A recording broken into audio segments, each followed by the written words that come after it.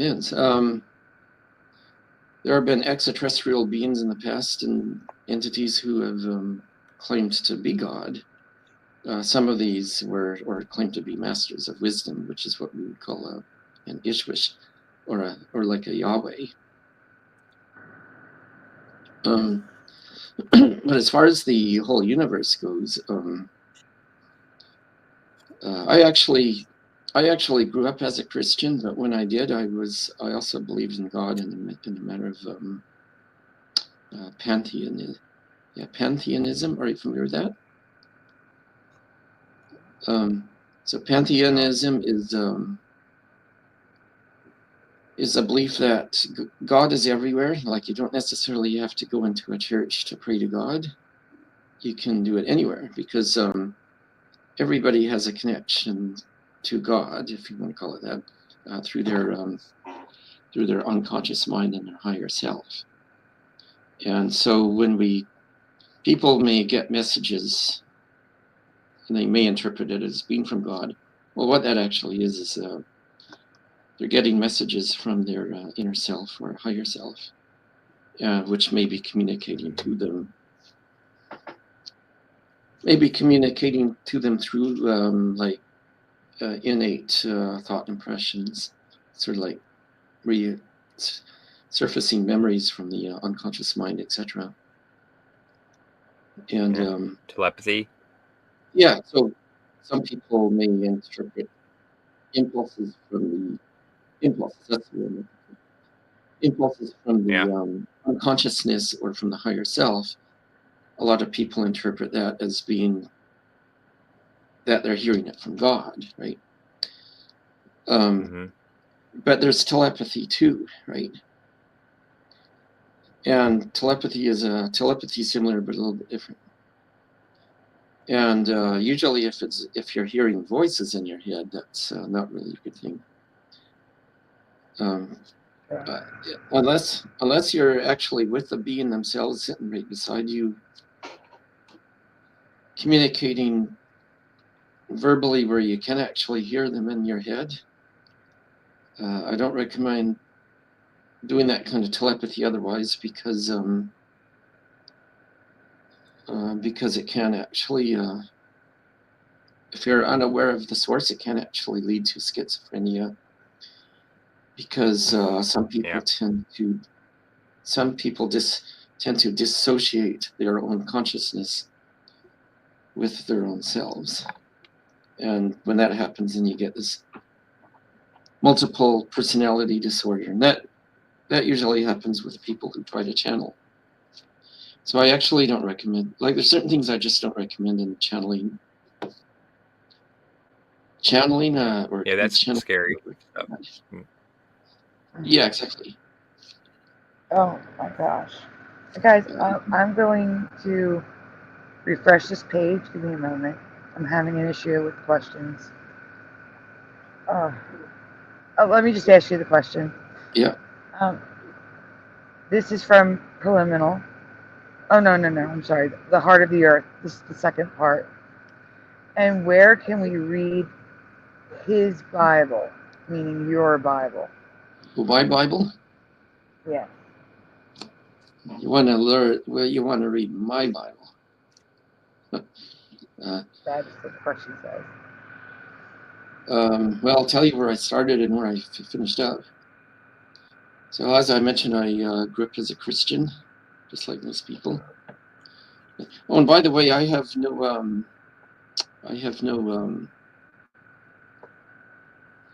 what's the word?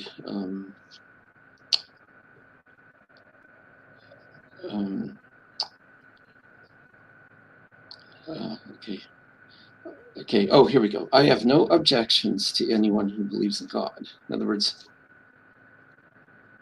when people go into their church and they pray to God or whatever, and then even though I interpret that as being,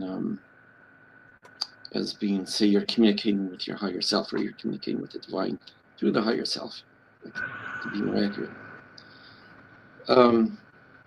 I have no objection to that. You know, some people need religion in their life, because and just my own personal opinion, for a lot of people, religion is a stepping stone from going from one place to another, to another, to another. So like I started as a Christian, and then, but when I was a Christian, like I say, I always believed that God was everywhere. Like God, like wherever I go, God is there with me because I have a connection with God, and because we are all connected to God. And so as a result of that, what I ended up doing is I ended up reading the Bible, okay, like everyone, Old New Testament. Then I started reading the books related to the Bible. I started reading this Apocrypha. Then I started going into Christian history, learning about Christian history. Then I started reading other books from other religions, like there's the Tao Te Ching, the Bhagavad Gita, although I didn't complete that one, and then I read like the Quran, and then you start reading the missing books of the Bible, and and then I started reading other books. Yeah, I started this back in my late teens, early 20s, and I still read stuff now. And then you can read stuff on the Sikh religion, on the Hindu religion, and so the more you discover that, so basically what you're doing is you expand the mind, understanding why people believe the things that they do. Like, in other words, why is there a difference between Islam and Christianity, etc.? Ultimately, they all believe in the same God, just like a Sikh believes. The Sikh believes in God too, and the Muslims believe in God too, just that their version of God and their interpretation of God is very different than, say, what you're going to find from a Christian or a Jew.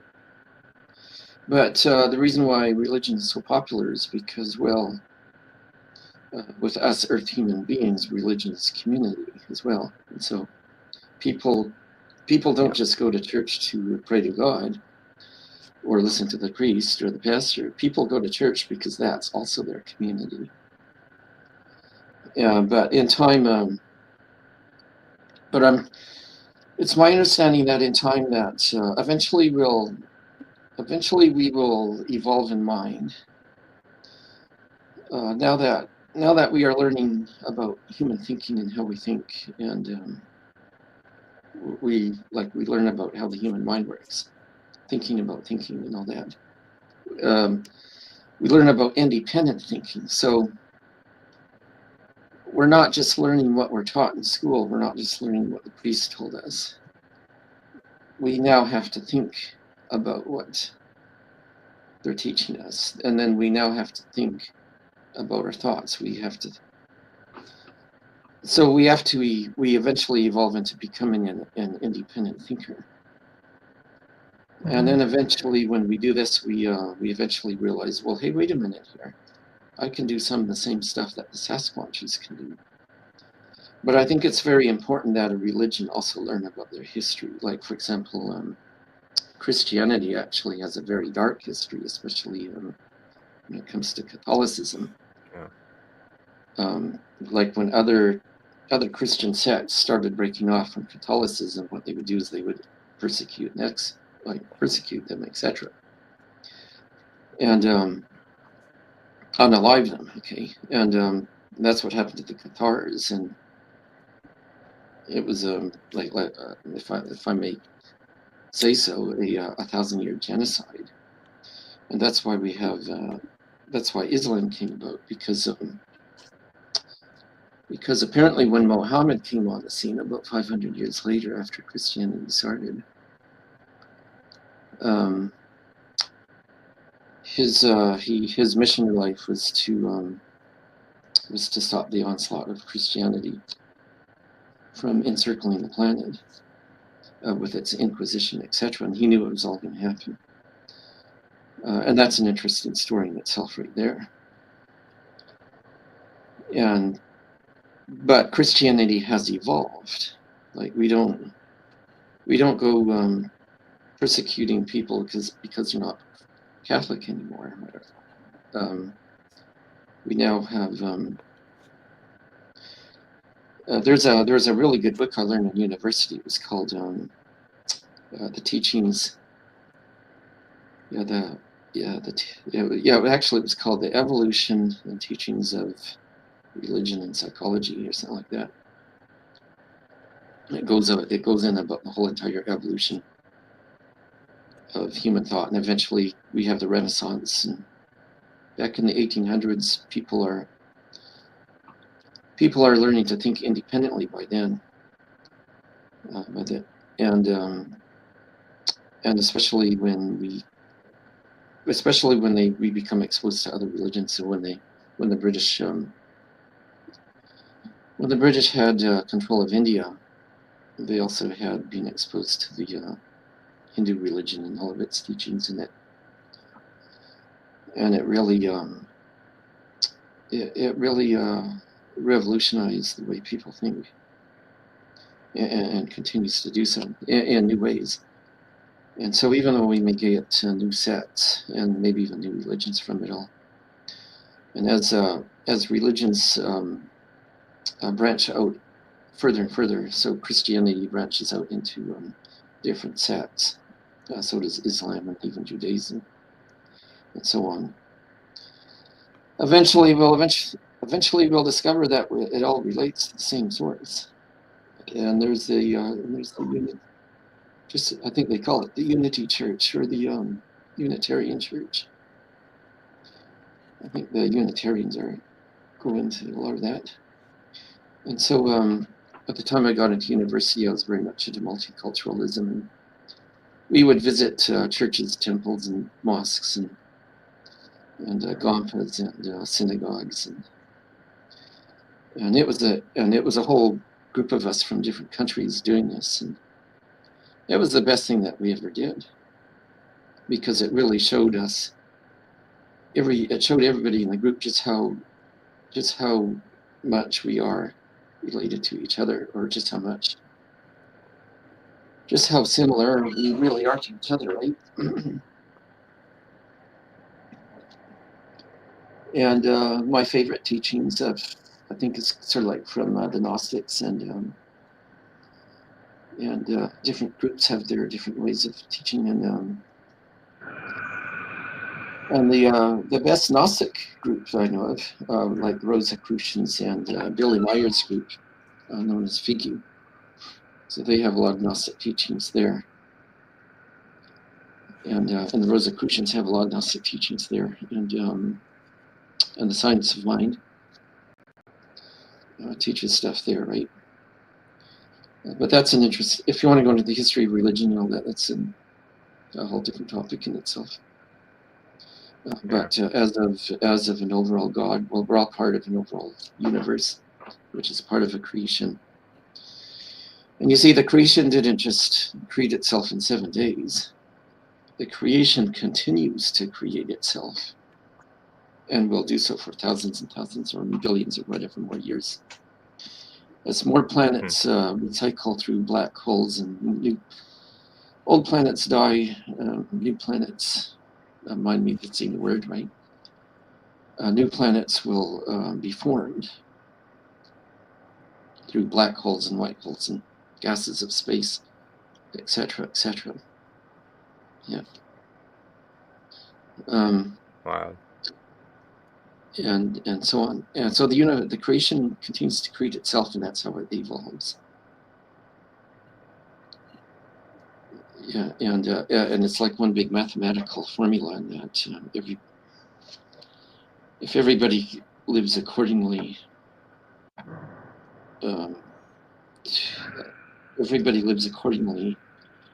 to their self-responsibility and their independent thinking and so forth, we won't need churches and religion anymore, because we'll all be one big community.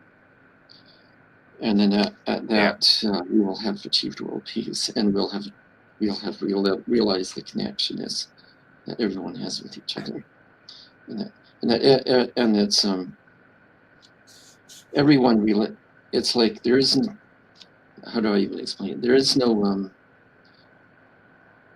select few of great people in the world. Greatness exists within each and every one of us that lives here on Earth. we just need to realize that greatness within ourselves. And once we have the self-esteem enough to do it, just like what they say on Star Trek, don't always try to be a great man or a woman, just be yourself and let history do the rest. And that greatness doesn't just exist within just you if you're famous. It exists in everyone. Yeah. Yeah. I'll be right back. I do have to refresh. The screen is just frozen. I can't do anything with this. I'll be right back. It's all fine here on Right. my end. No, it's on my end. It's me.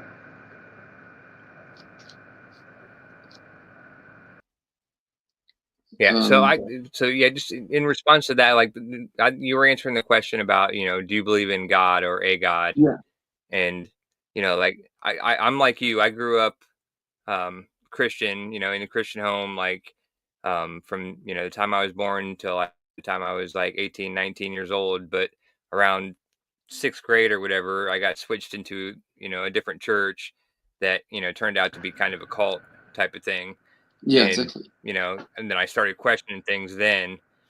And then after that, I always kind of wondered, thinking about the Bible, like could, the God that, of the Bible, just be like an extraterrestrial one, an alien of some sort, posing as a God, and, we never know it. And they can use, communication methods because, everybody I went to church with,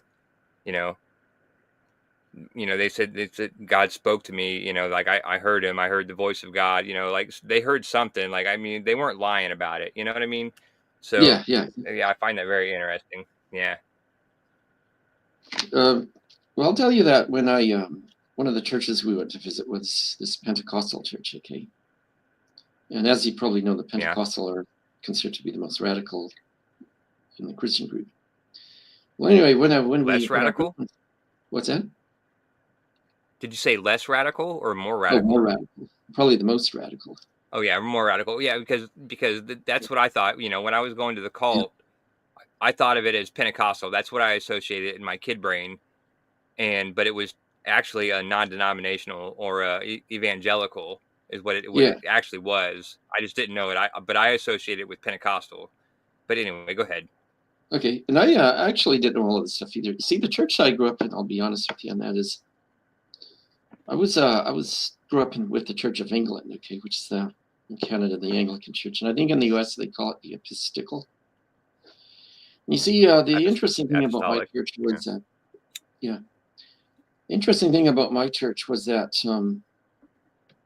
it wasn't an issue, meaning, okay, we would go into our church, say hi to everyone, sit down, we would sing our hymns, listen to the pastor, and we would pray, we would do all of that, okay? But at least it wasn't, after that was all over, we would, actually, as the church session ended, we would say, peace be to you and also with you. So we would shake hands with whoever was near us and say, peace to you and also with you. And then after that, everybody would, like the service is over, we would leave the main hall of the church and just go out and enjoy some coffee and cake and cookies. And we would just talk about our normal lives with each other. And interestingly enough, if I talked about reincarnation or UFOs or whatever else like that, people didn't have a problem with it.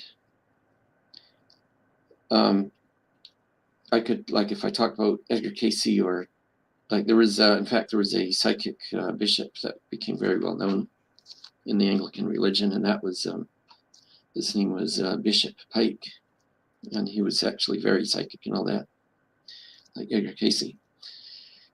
So people were actually open-minded to it. Like when I talked about reincarnation, they said, oh yeah, we know if there was apparently there was a book in the Bible that used to speak of reincarnation, or so we're told, but it doesn't exist anymore. and like stuff like that. And you know, church members would even talk about, yeah, I kind of wondered if we lived before, because I've kind of had memories of like a past life when they see a certain scene on TV. They feel that they've been there before and they can't explain it. They'll see like, for example, they'll see a certain place in Europe. Maybe it's a scene in Paris, and they've never been to Paris, but yet it feels so familiar to them.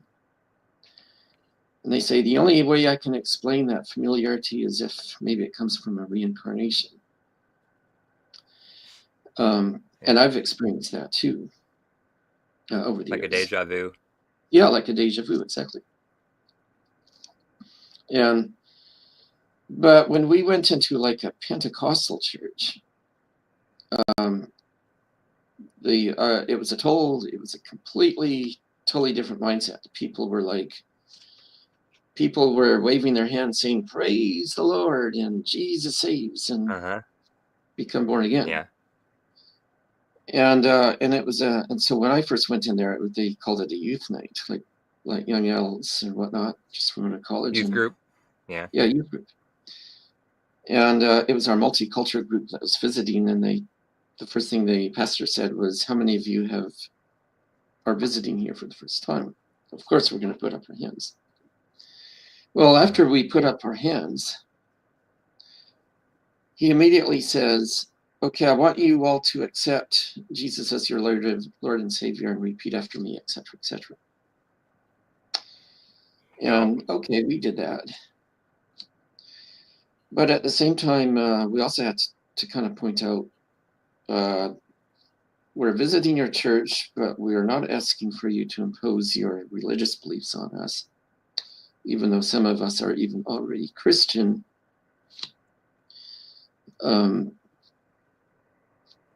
Being imposing of their religious beliefs like that on other people was not exactly really acceptable.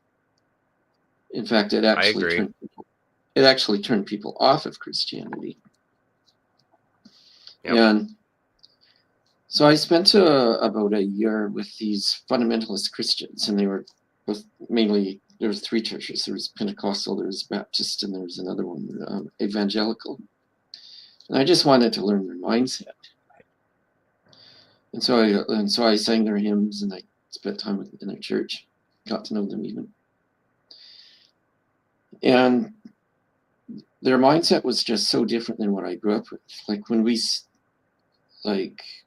in our church, when Holy Spirit was, God is within everything, everywhere.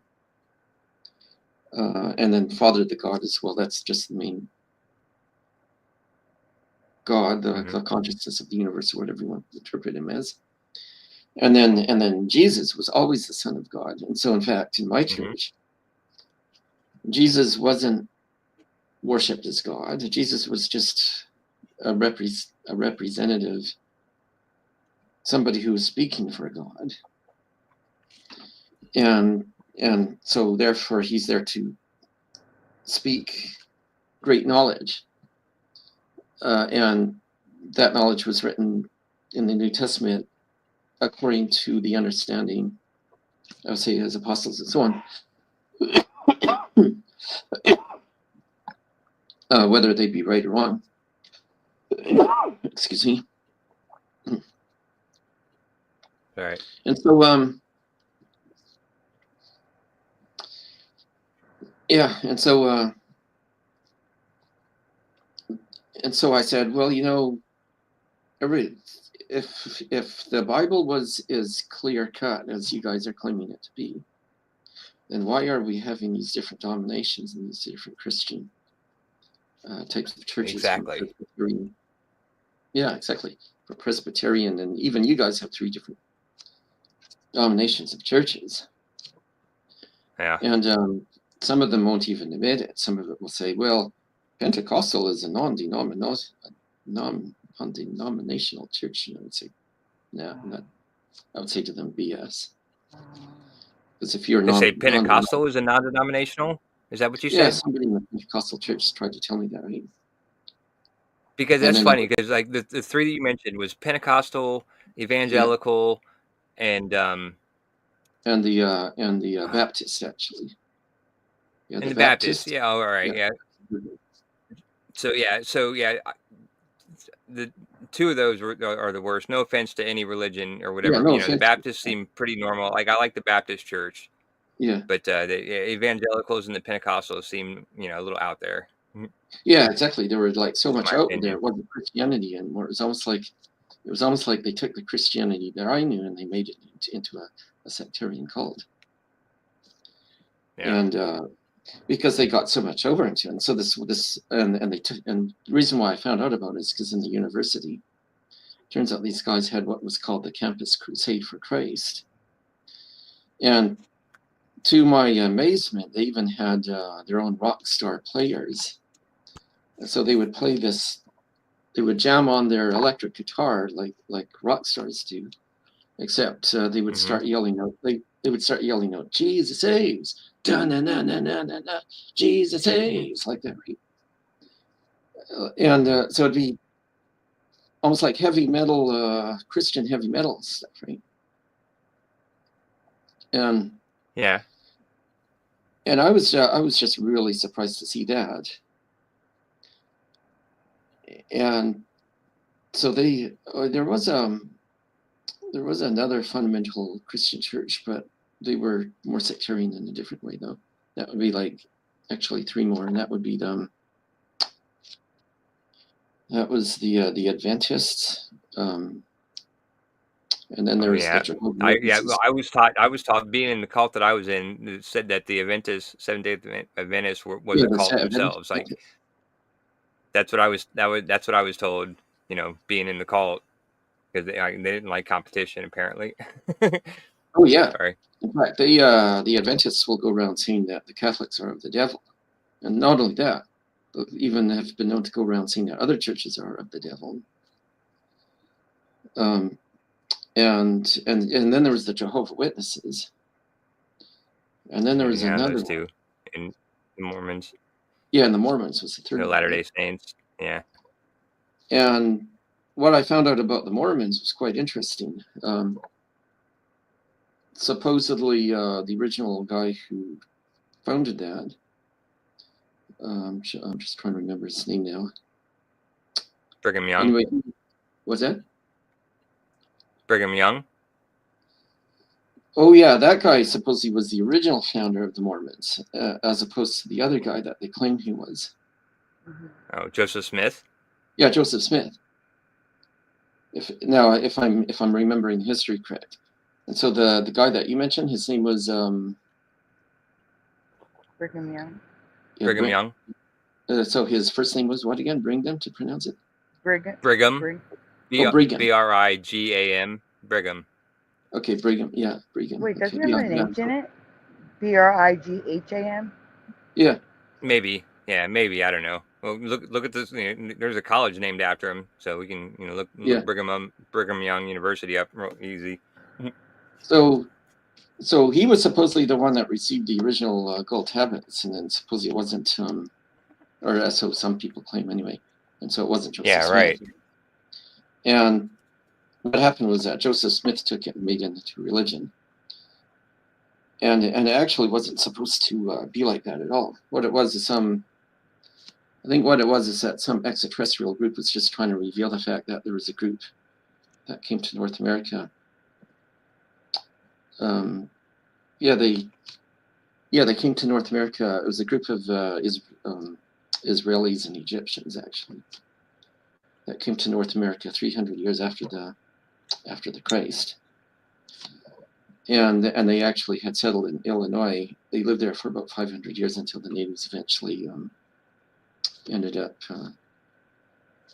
unaliving all of them. But some of these Egyptians had also made their way down as south as Arizona.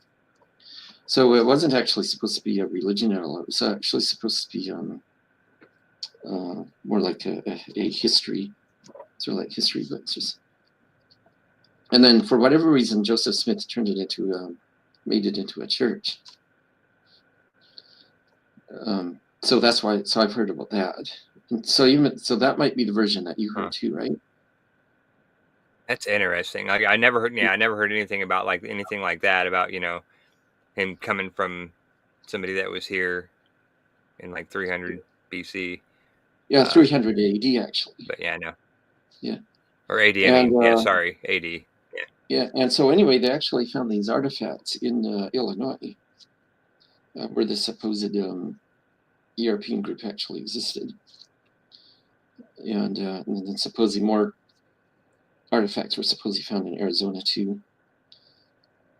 And I know the Mormons really jump on that for their to justify their idea of being a religion.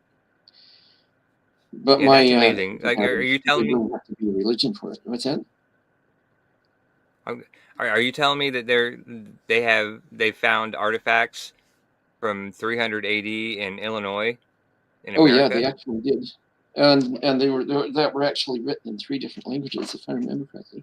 It was written in Hebrew, Egyptian, and Sumerian. Yeah, isn't that long before like what common knowledge or science tells us that there was society living in America? Yeah, pretty much. And not only that, there's evidence of pyramids existing in North America too,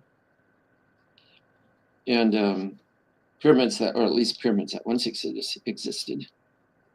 Mm-hmm. Just like or pyramids that were never completed, like that big pyramid in Mexico City, I think it was, that was never completed. Yeah. And well, yeah, that's crazy. Do you have any kind of like a link or like a website or something that talks about the artifacts that were found in Illinois that was that old? I'm just curious because like I didn't think there was known civilization in America until way hundreds of years later than that. Well, apparently the Vikings came over to America way before Columbus did. And that goes into something. That goes into something else. Was that 300 AD? Yeah, 300 AD. So if I remember correctly, the guy who,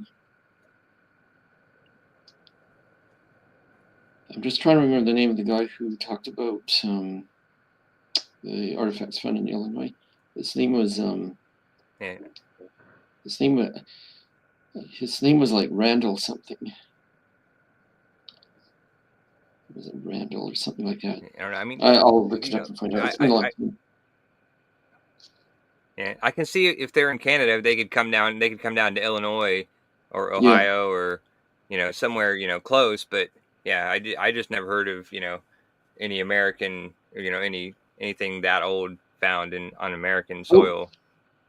Yeah, so I'm just curious. If you have information about it, I would love to see it.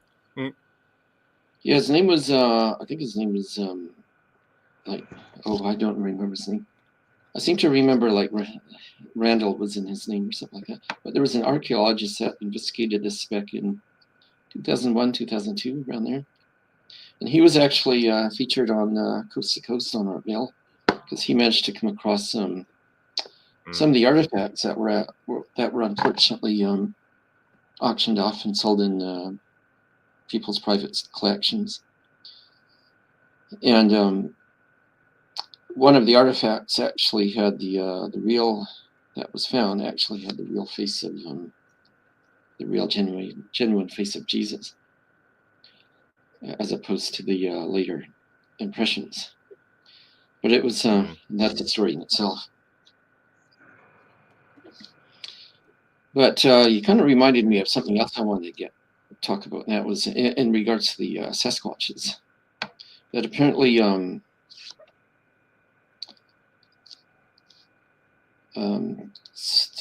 so there's a group of Sasquatches that moved to North America from going back in the medieval times, because they were declared as abominations, and so they moved here. and they would, in Europe, they were actually called the woodwees. So they weren't the big gorilla hominids that are common like what we would see in the Patterson film, but these were more like what eventually became known as the ancient ones, or humanids. And so anyway, they came to North America probably around 1500s or something like that. And today they're considered to be a cryptid. Some people think of them as a type of a cross between a pharaoh human and Sasquatch. But anyway, I guess what happened was after people started coming to North America, I guess since the 15 or 1600s and whatnot, there was Irish slaves that were being brought to America, I guess on the east coast of the Appalachians. And so apparently quite a number of these Irish slaves were rescued by the Sasquatches, from which they supposedly became known as their own people. So the Can I interrupt for 1 second? I'm sorry, before you go any further. I'm looking at an article, so I was trying to find what you were talking about. Yep. From the University of Oxford. Okay, go on. It says, the earliest Americans arrived in the New World 30,000 years ago. These people traveled by boat to North America some 30,000 years ago, at a time when giant animals still roamed the continent, long before it was thought the earliest arrivals had made the crossing from Asia. Research from the University of Oxford have published a study showing important new insights into our understanding of the first Americans who made the journey from eastern Eurasia before the last ice age. And it reveals that the arrival of humans in numbers coincided with the catastrophic decline in now extinct large animals, including camels, horses, and mammoths. Based on a powerful statistical approach, the international team, led by Oxford professor Tom Higham, isn't that weird? His last name is Higham, like Brigham, and it's Higham. How weird is that? That's Director weird. of the Oxford Radiocarbon Accelerator Unit. Accelerator, how weird is that? School of Archaeology was able to build a chronological framework for the arrival of humans into North America and their dispersal across the continent. This showed that people were present long before previous estimates, before, during, and after the last glacial maximum. Let's see. I'm jumping ahead. It was a combination of new excavations and cutting-edge archaeological science. Let's see.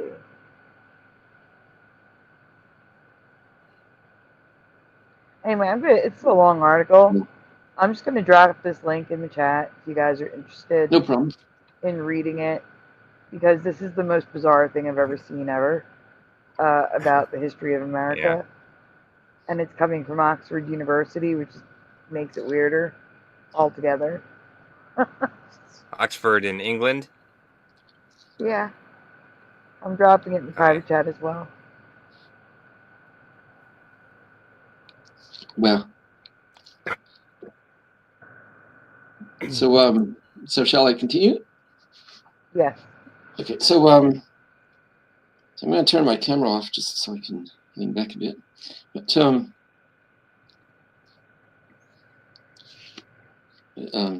after a while, you get kind of stiff, being in the same posture all the time, looking at the camera. Well, that's what I said. If you need a break, if you need to take 5 minutes, we can talk. I mean, I have announcements that I can do and things like that. So if you need to get up, get a drink, just let us know. Yeah. I actually have a drink with me if I need it. Okay. So so anyway, going back to this thing about so I guess what happened was so with these Irish people that came over to North America, the Sasquatches had actually, and it wasn't just these Irish people. So when the Woodwoods came to North America too, they also came with some of the fairy folk. I mean, like these elves, leprechauns, and things like that too. And so when these Humanids, Woodwoods, had accepted them, I guess these Irish slaves, so they actually moved into the Himalayas and became what was known as the Nanahi. And so when a lot of people today would view the Nanahi as being like feral humans, but they actually have like abilities to go invisible and stuff like that, supposedly. And what was also known about the Sasquatch is that whenever somebody posed a threat to them, like, or if there was like a conflict going on, like a war or something like that with Aboriginals or white people, the Sasquatches had a means of to abduct women and children from the hostiles to and then actually bring them up the way they do. And so then they're also taught the Siddhis. The Siddhis are abilities like going invisible and things like that.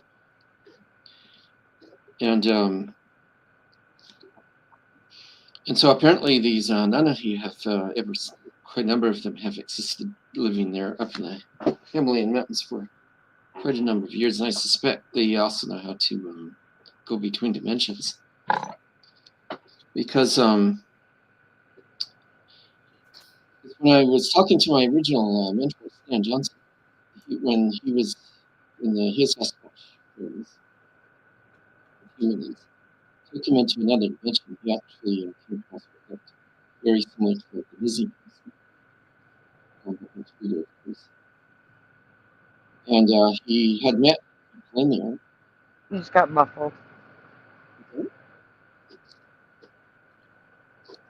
Yeah. What's that? Okay, good. I thought that was me. No, it wasn't just you. You got muffled. Okay. He met people in there who were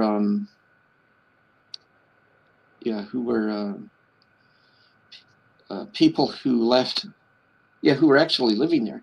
People who lived in our society who were living in this castle in this other dimension. And he meets this black guy and he says, "Well, don't you want to go back home?" And he says, "Well, I'm from the Bronx and I have no home to go back to. And they've always treated me good here." And so he decided to stay.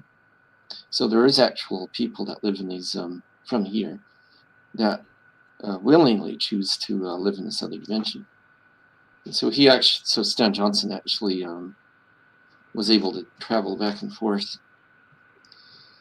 through this portal in between dimensions. Well, anyway, one of the interesting things he mentioned to me was that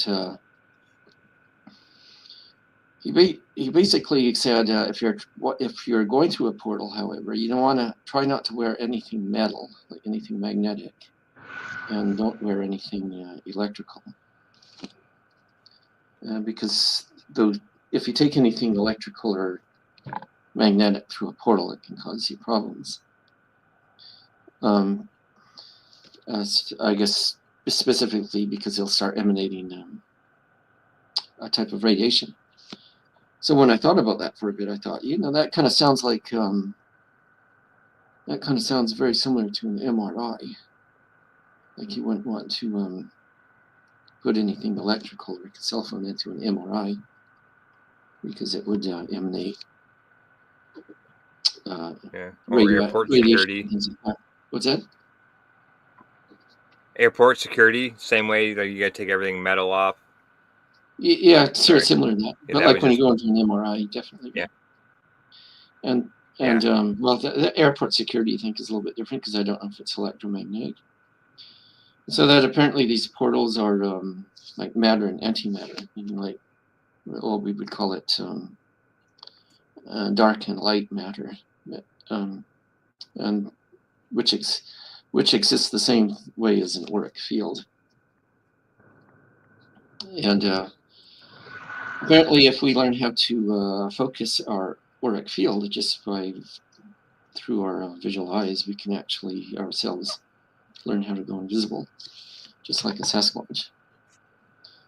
And of course, the certain ones in power wouldn't want everybody to learn this ability, right? But come to find out, to my surprise, there's actually quite a number of people already within our society who already know how to do these abilities, or what's also called SIDIs, or SIDI abilities. And one of the main ones is learning how to go invisible, and the other one is learning how to levitate. And apparently, once you master those two, then you can master the other ones that come with it, etc. Just as it.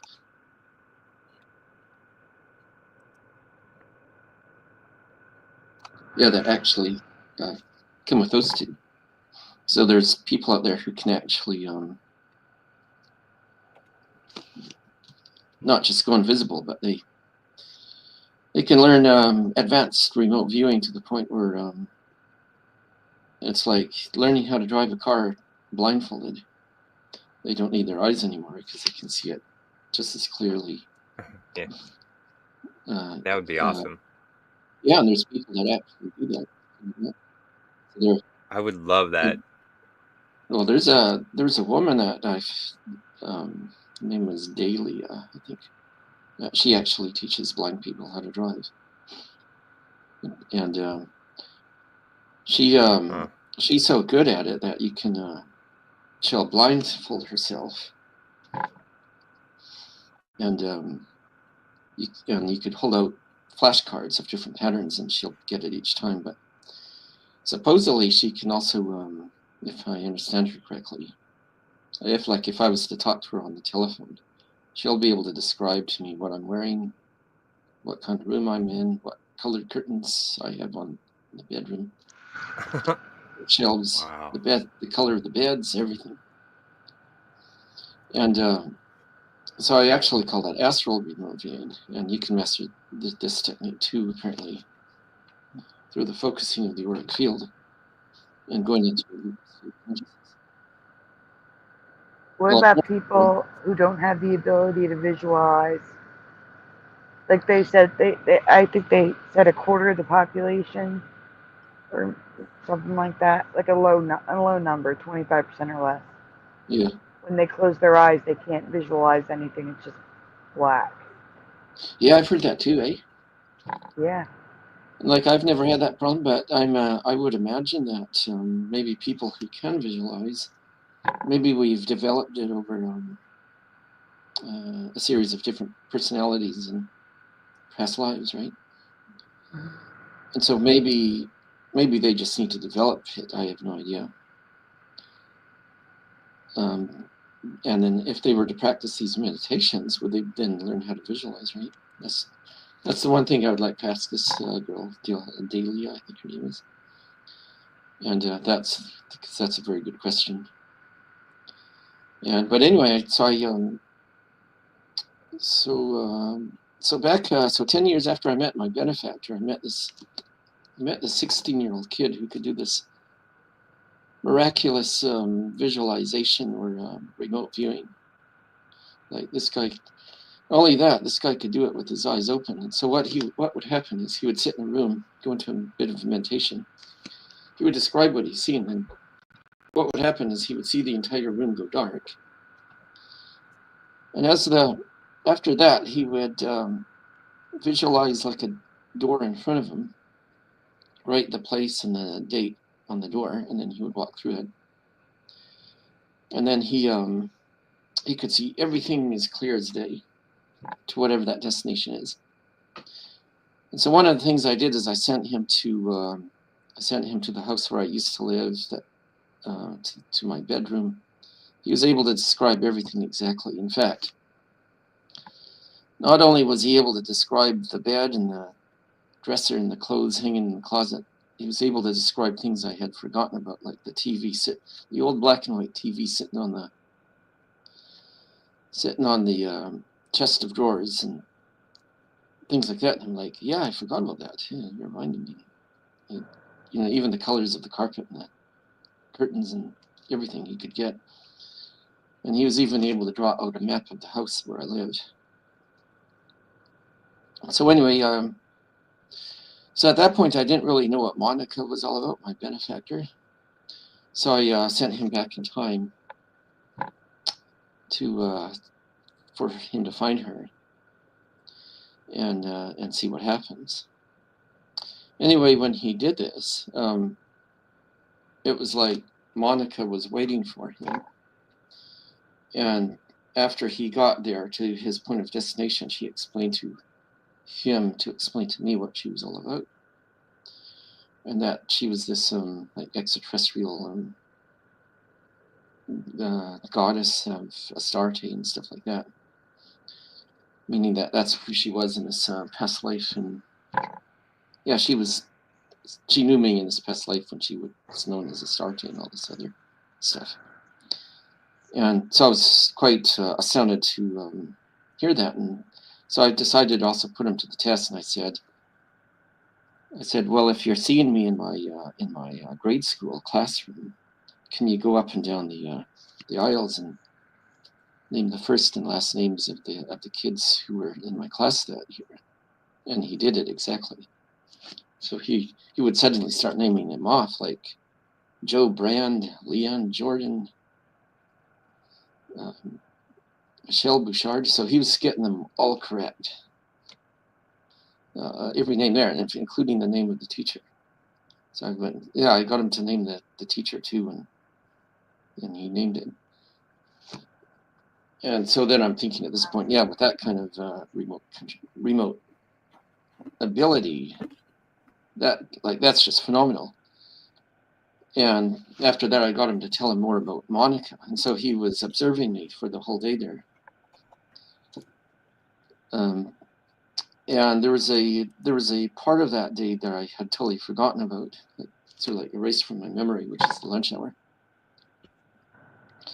So he says, yeah, that's when you were actually spending time with Monica, just you and her. And she tells you that you're going to be the truth seeker in the coming future and all this other stuff. Aside from the telepathy that I got from her earlier that day that I did remember. And so anyway, that's how I kind of found out who she really was and stuff like that. And after apparently after that day happened, a few months later, when I asked other kids and the teacher in the class where Monica was from and all that, it was like none of the kids could remember her. Like one of the girls said, well, I remember somebody visiting us that day, but I don't remember who it was or even what she looked like, etc. So I thought that was interesting. Yeah, the day she had visited me in person. And but what this guy who could do this remote viewing, and unfortunately he's deceased. His name was Chris. Anyway, he was able. Now here's the part you're gonna like. He was able to manipulate time, astral time through the remote viewing. And so he was able. So what he did is he would go back in time and he would change something on the astral plane from that time period. And then after that, it would create like a totally new timeline, and he would then observe the changed effects of that timeline. Anyway, what he discovered was that every time he changed a timeline, usually the artificial timeline would revert back. After so long, it would revert back to the original timeline, either in one form or another. So just to give you an example of that, if he would visualize intently that I would go out and make purchase of this book at the local bookstore, and But instead of me purchasing it, he would go out and actually purchase the book himself on the astroplane in my past, give the book to me, and say, here, keep this in your bookcase. Well, without telling me, I would end up buying the book about 3 days later at another bookstore. And without even him telling me what he did, I would have the book in my bookshelf, and then 3 or 4 more days later, he would say, oh, do you have such and such book in your bookshelf now? And I would say, well, how the heck did you know that? And he would say, well, because I went back in time and I gave that book to you. And then I said, well, no, because I just went and bought that book 3 days ago. Huh. And so it was almost as though by what he actually, so it was almost as though by him going back in time on the astroplane and doing that, he affected my decision in real time. Almost like he had affected my decision. And so then what he also discovered is he said, apparently if somebody is destined to meet someone and you prevent them from meeting, let's say they're supposed to meet at a McDonald's, and you go back in time and you prevent those two from meeting, then chances are they will meet a short time later again, say at a Burger King. And if you try and prevent that from happening, then chances are they will meet again, say at a Red Robin. But every time it changed, it would be that much more persistent. Almost like it was already determined to happen.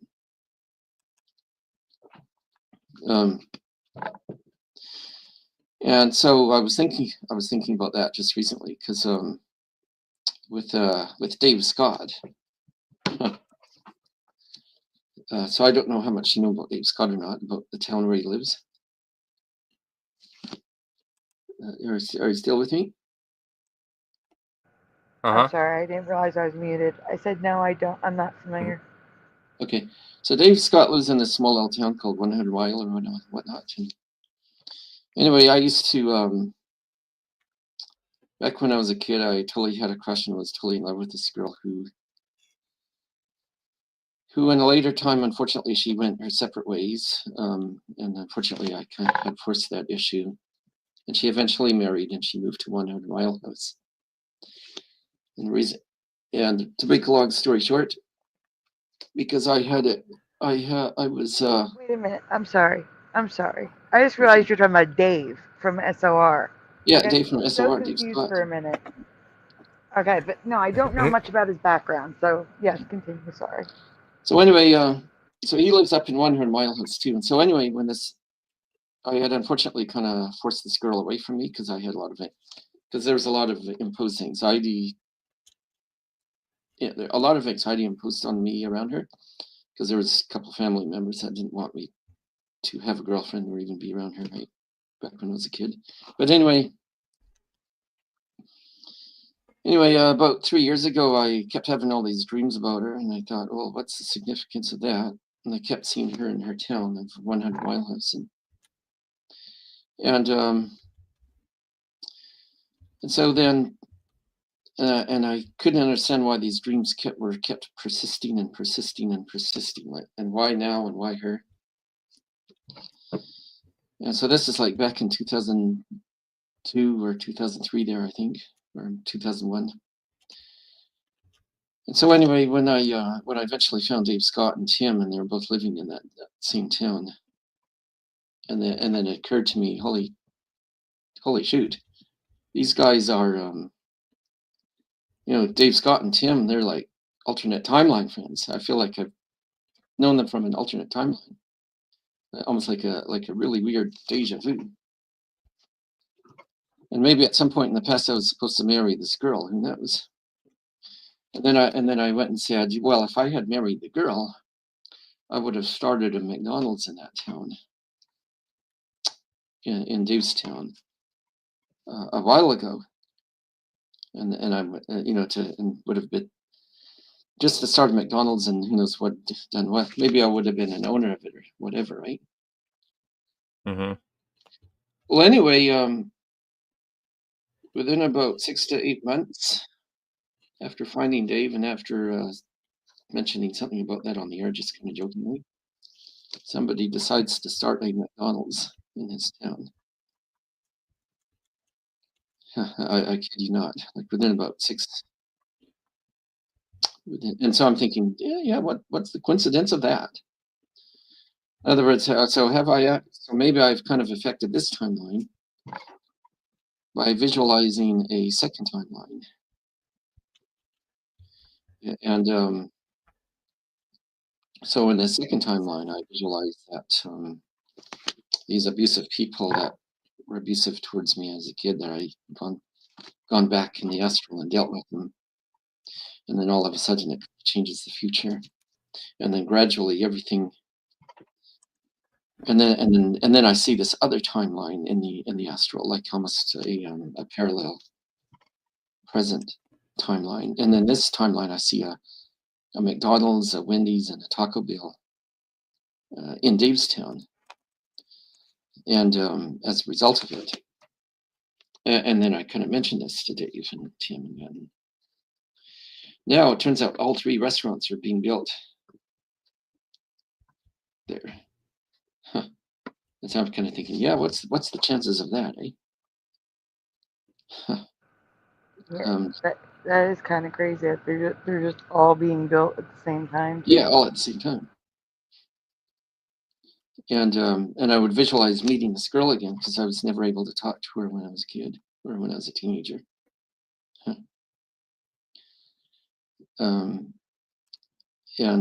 And that if I were to meet her again, I would actually tell her what really happened to me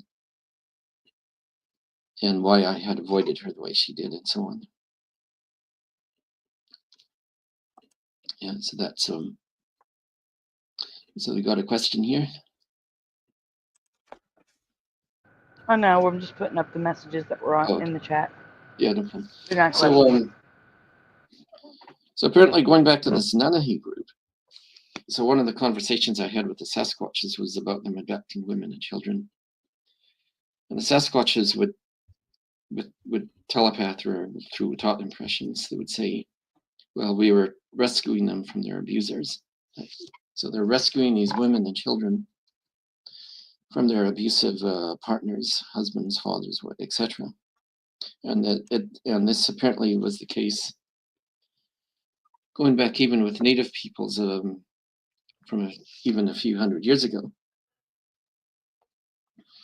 Well, on the West Coast, they didn't call them the Nanahi like they did in the Appalachians, but they did call them by a similar name. On the West Coast, they called them the Nahani. Now, what's the coincidence? Or I should say, what's the chances of that? The Nahani. So, and that's completely on the other side of the continent. A very similar name to that of the Nanahi, which is in the Appalachians. And so apparently, I guess what's kind of happened recently is that now that we have these militarized cryptids, like these, particularly these dogmen, one of the things that I guess they're kind of hoping is that that these dogmen, or that they were hoping, these dogmen would go into the wilderness and basically eat all these people up, like eat up these pharaoh humans or people living off grid, etc. And so when I get this telepathy, I'm kind of feeling actually quite shocked. I'm like it just didn't feel right. So you have especially after becoming aware of a series of books known as the Ringing Cedars, and there was a pharaoh that's about a pharaoh humans in Russia who taught people basically how to live independently off the grid, and now it's that was written by an elderly guy who wrote these books, he came across a pharaoh woman by the name of Anastasia, and what she was able to do, and so on. And so anyway, after that, his series of books became extremely popular.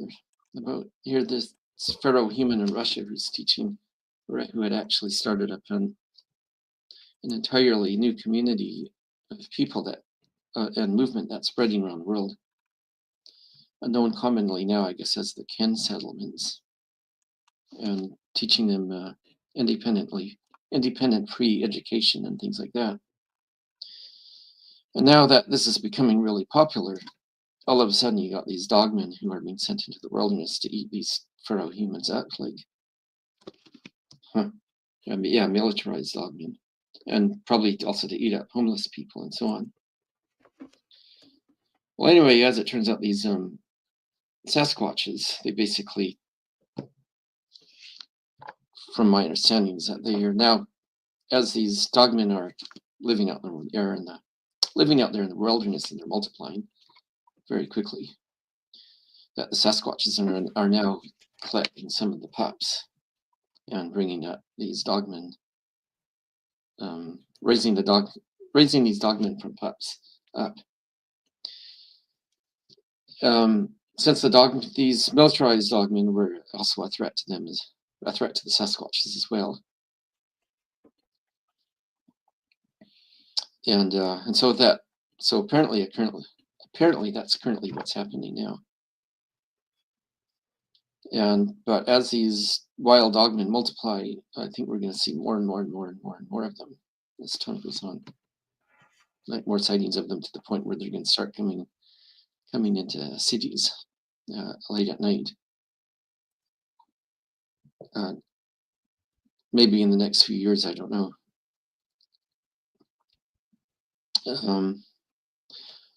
So I don't know if you've heard anything about that or not. No, I haven't. And then there's also these giant mantids and these pale crawlers.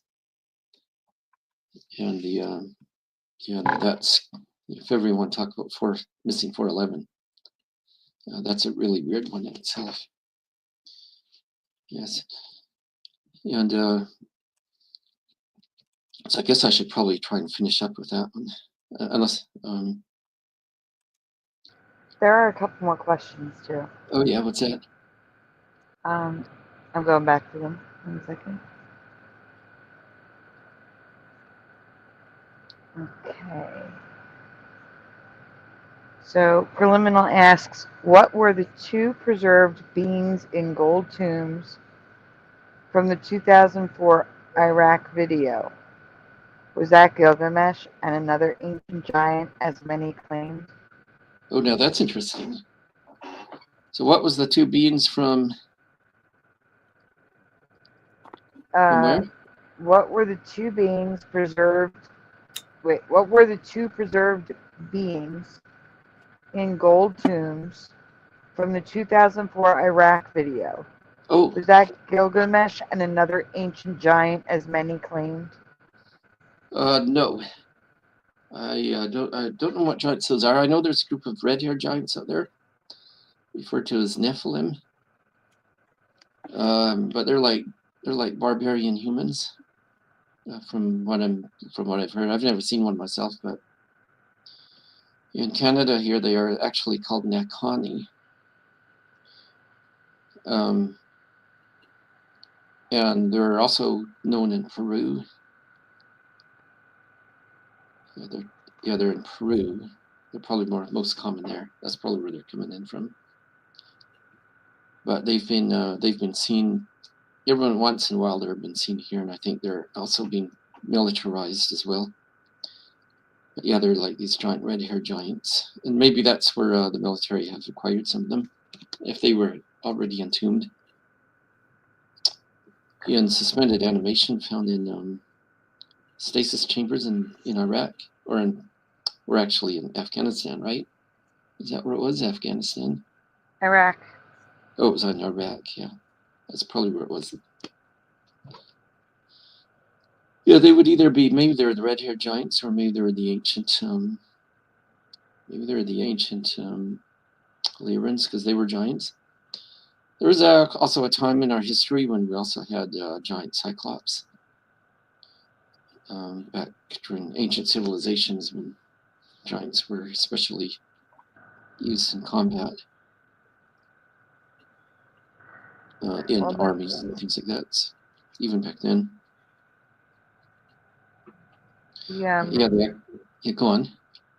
No, I was going to say, the next question I think you already answered. So correct me if I'm wrong. Did you answer this? This question says, from Ormine, do you believe in the supremacy of Christ? You already answered that, didn't you? Yeah, what did you mean by supremacy? Oh, That's what the question says. Like the supremacy of the Christian religion, probably, right? Yeah, belief in Jesus Christ, yeah. Oh, what do I think of Jesus Christ himself? Oh, that Jesus, apparently his real name wasn't Jesus Christ. Apparently his real name was actually Emmanuel. And there's still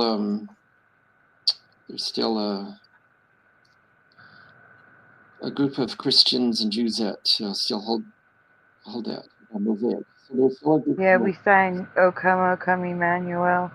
Yeah, there's a song, right? Mm-hmm. And yeah, so that was his real name, Emmanuel. And the name Jesus comes from, so Saul Paul was the one who called him Jesus. Saul excuse me, Saul Paul in the Bible changed his name to Jesus because back then to speak the name of Jesus meant meant they would capital punishment, if you know what I mean. Mm-hmm. So if you would be unalive through capital punishment if you spoke the name of Emmanuel. And so the Essenes called him Joshua. And I'm just trying to remember the name of the guy. Yeah, I don't remember his name right now, but he tried to recruit Emmanuel into his sect. And then, his name was something like Mayhem or something like that. And yeah, he tried to recruit Emmanuel, and Emmanuel said, "No, I'm not wanting to be part of that." And so Saul Paul came up with the name of Jesus. The name Jesus actually means the anointed. Yeah, like anointed one. And so it originates from the ancient Greek god of Dionysus. Which also went by the name of, which was also referred to as Zeus, which means son of Zeus. So that's where the name Jesus comes from, Zeus. Mm-hmm. Which means the son of Zeus. And the son of Zeus, of course, was Dionysus. And so in the story of Dionysus, it's a very similar story to what we find like with Jesus of the New Testament. And so even though there was a crucifixion in that really did take place. But in the crucifixion, Jesus or Emmanuel, he wasn't actually nailed to a cross. He was actually nailed to a like a Y tree, like a tree that branched off, and a trunk of a tree that branched off into left and right in two directions, like a Y. Mm-hmm. So he was crucified on that. And anyone who can do remote viewing can go back and remote view this too. And so there's that. And so anyway, the Muslims. So after his so-called crucifixion, he wasn't unalive. Okay, he came near death, and then he was revived by these people back east. I think ancient Chinese or Chinese, Tibetan, whatever they were. I guess they would be referred to as the three wise men. Anyway, they were the ones who actually revived him, or helped revive him from the serious injuries, etc. that the whole crucifixion incident caused him. And after that, he stayed for a short period of time, and then he left. But he didn't ascend into any clouds or anything like that. Or maybe he did. If he did ascend, he would have ascended into a spaceship, because apparently his father was Gabriel, and Gabriel was one of these tall blonde beings who, wearing a white robe, who apparently flew in a spaceship. Interesting story there. Emmanuel also had a twin who didn't want to have anything to do with whatever Emmanuel was doing. As far as I know, his twin became known as Dionysus. And the only record of that could probably be, if I remember correctly, would be in the Nag Hammadi scrolls. Actually has a record of that. And the mother of Mary was not a virgin. In other words, wasn't a virgin birth. Emmanuel's actual father was Gabriel, and believe it or not, Mary actually had a child even before that, when she was married to when she had her first husband. So apparently when Mary and Joseph met and married eventually, they actually had former partners. Mary had a former partner, and also Joseph did too. And but before they married, that's when Mary had conceived a child with Gabriel. And so Gabriel is also often confused as the voice of the Lord. So when they say the Lord said this or the Lord said that, it was actually Gabriel talking quite often. And just like in the so-called holy baptism, that actually was simply an initiation, meaning once Emmanuel had completed all of his studies with Gabriel and with certain masters of the Far East, then he had journeyed back to Israel and had undergone an initiation, sort of like a graduation initiation, and that's what the baptism was about. And it wasn't a dove that descended, but the dove was actually a UFO ship, which at that time was viewed as a bright white light. So they just called it the descent of the dove, but it was actually a ship. I do have another question. Oh yeah. And this might just be an easy yes, no. Oh. It's from Kasoon. And 1 second, I lost it. I have to switch it back. There we go. Is Krishna an ET? I'm glad he asked that.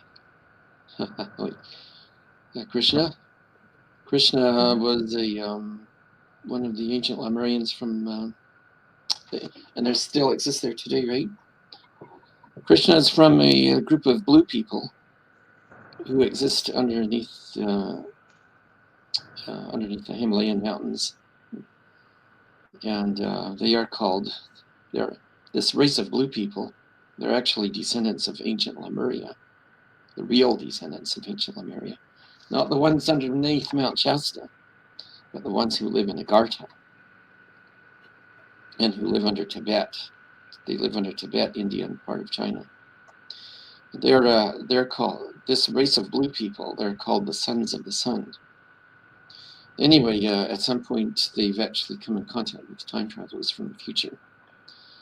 So they mainly exist under the Himalayas, and apparently the entrance of this can actually be found somewhere around Mount Kailash.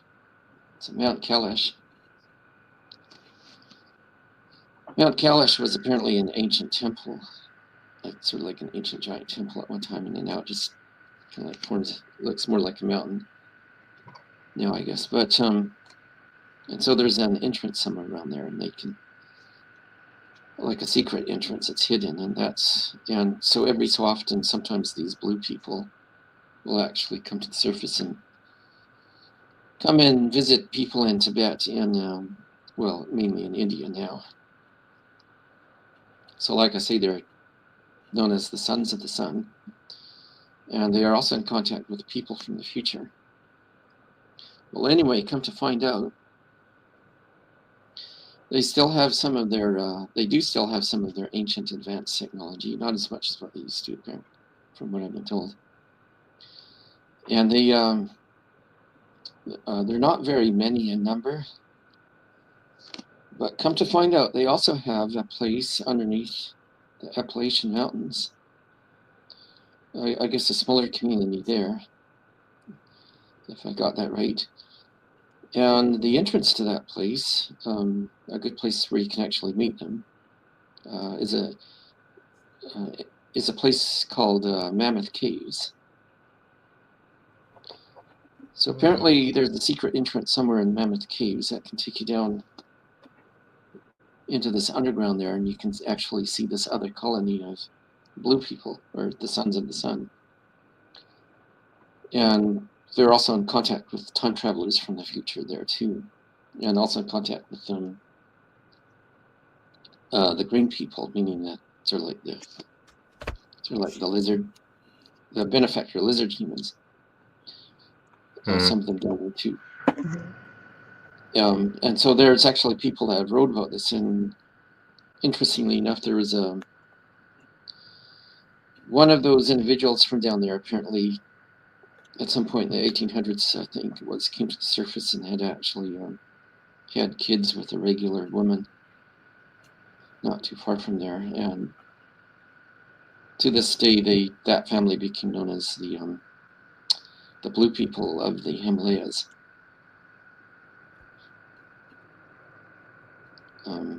So I don't know if you know anything about that or not.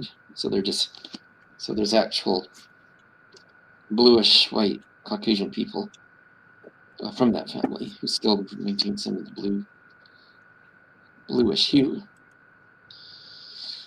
But that's where it is. That's the entrance. That would be around Mammoth Caves. And then there's a third place somewhere in Brazil. I haven't located it yet. What's that? The Mammoth Caves. You said it was in the Appalachians Mountains? Yeah, there's the Appalachian colony of people that live underneath there, and Mammoth Caves has the entrance somewhere. Because you just said something about you said the Appalachians first, and then you said another mountain range afterwards. So I was so the one sure. I mentioned before is the Himalayas. Oh yeah, that's where the main Agartans live, or Sons of the Sun, or the blue people. I gotcha. And then there's a second, I think, smaller group underneath the Carolina or wherever it is. Maybe it's Carolina, Georgia. And that would be in the underneath the Appalachians, in the area of Mammoth Caves. Kentucky, maybe. And, what's that? Kentucky, maybe. Like I'm looking at Appalachian Kentucky, Mountains, Mammoth Cave. Yeah, that's right. That sounds right. Kentucky. All right. And there's a third place. I've been told there's a third place, but I haven't located its location yet. And that would be somewhere in Brazil. Right. Yeah, and that would be the Alps. Yeah. Yeah. So maybe not the Alps, but it'd be somewhere in Brazil, right? Or somewhere. Yeah. And different mountain range. Yeah, and I have no idea where that would be. I heard that from a guest on SOR about a year ago or so. I mentioned that.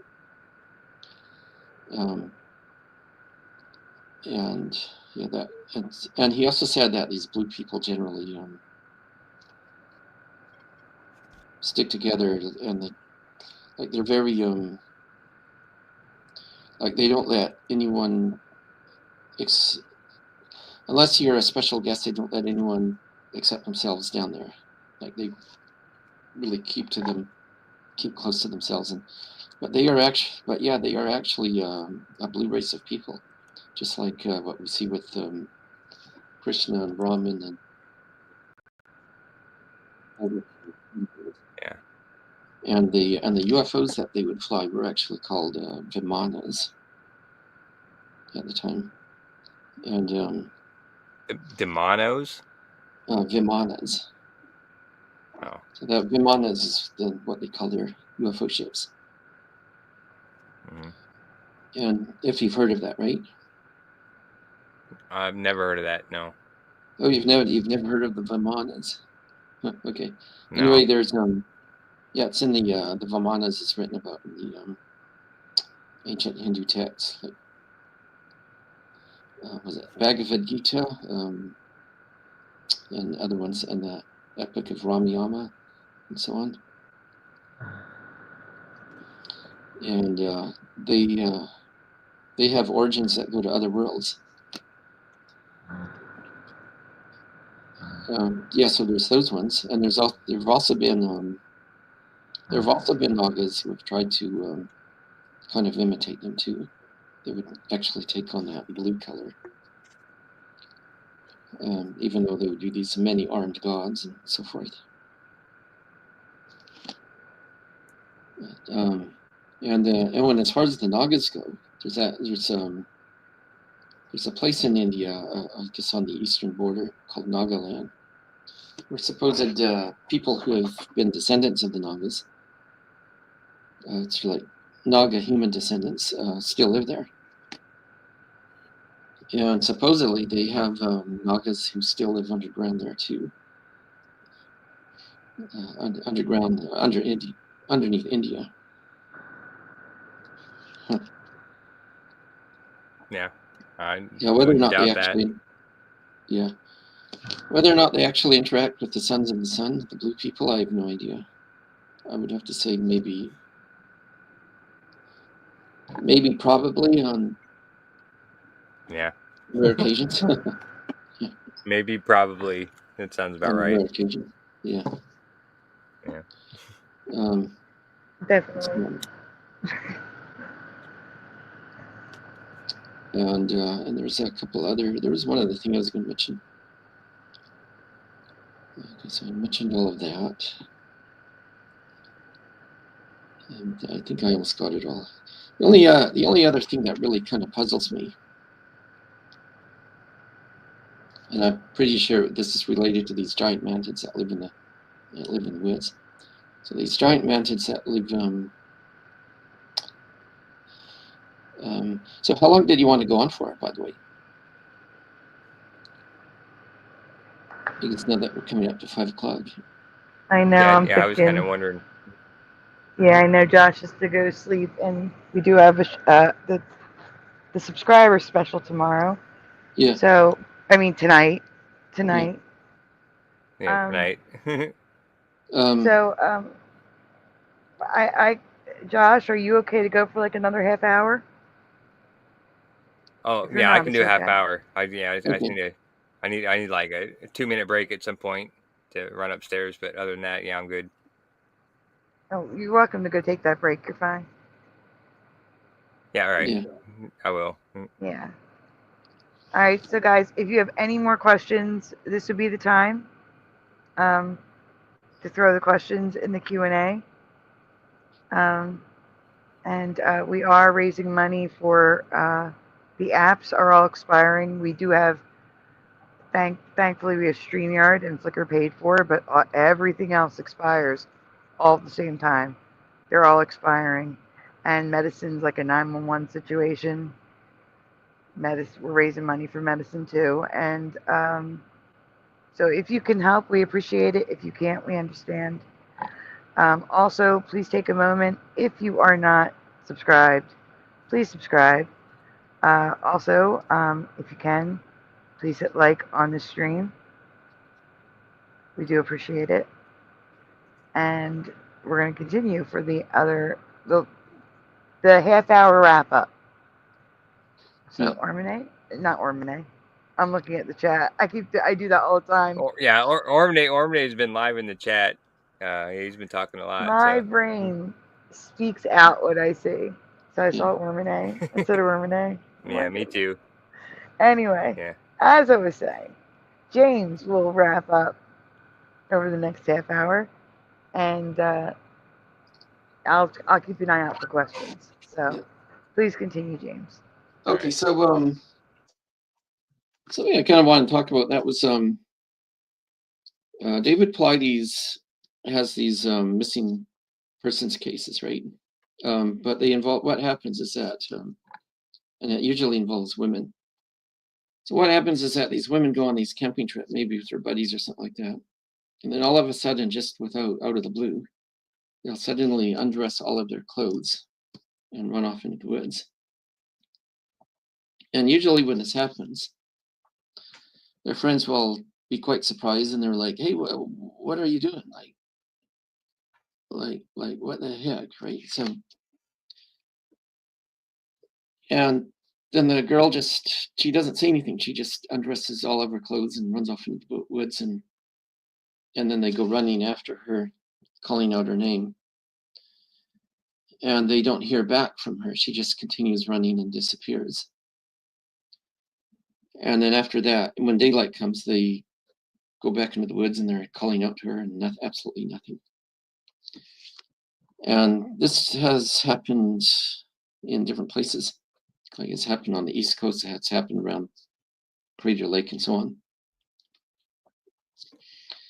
So anyway, I tried to do some remote viewing on this to see if I can find out what exactly happened here. And what it kind of looked like to me was that, it looked like she took off all of her clothes, ran into the woods, and she's being called by this being, like telepathically, like come to me or something like that. And then the being turns out to be an invisible praying mantis. So this invisible cloaked praying mantis reaches out and grabs her and runs off with her. And then she essentially becomes its next meal. And these particular mantids, I would refer to them as MERS, because they're like they're just like the mantis we're familiar with, but giant, like, and so I was kind of wondering, are these mantids in relation to the abduction phenomena? So people who are being abducted, they encounter these mantids, but those mantids usually turn out to be quite friendly and all, and towards their subjects anyway, and in some cases even like mentors. Well, anyway, when come to find out, those mantids that we would find with the grays, they have more of an appearance like they themselves are actually hybrids. So almost like they are gray mantid hybrids of the grays. And so those ones would be, somebody explained to me, are actually called the curs. So it's spelled it's spelled K-U-R-S, curs. Whereas the giant mantids that go roaming off in the woods looking for lunch, those ones would be more like the MERS. I mean, so they're not hybrids at all. They're something much more fierce, something much more complete. And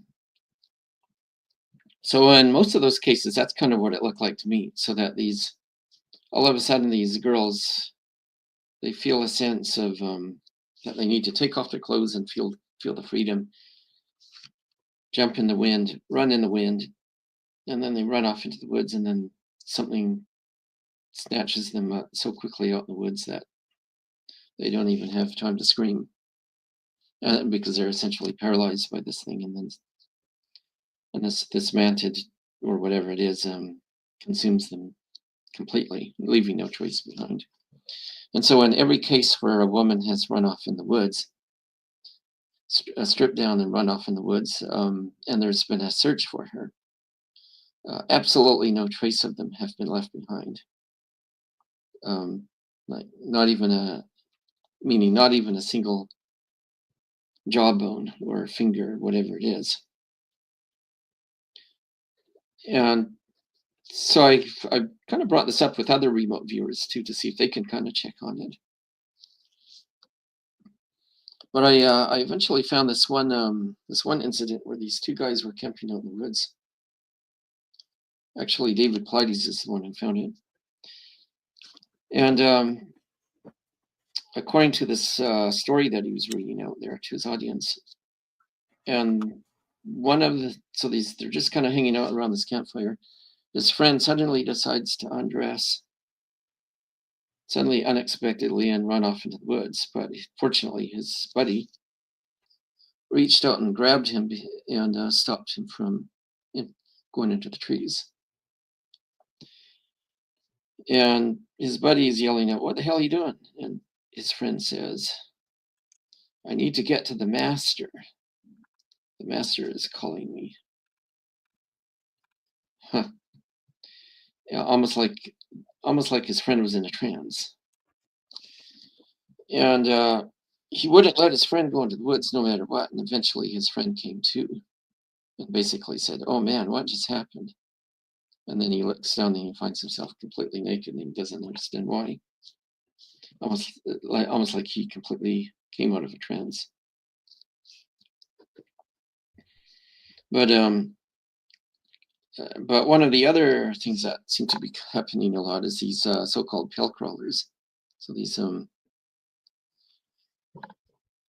they're kind of like, they look like human mutations that live out in the woods, and they seem to have the ability to mimic human voices of any person, even people that we may think of it in our thoughts. And even though they're not readily dangerous, say like what a dog man would be, etc., if it wants to be. My understanding is that these things do hunt in packs and can be dangerous in numbers.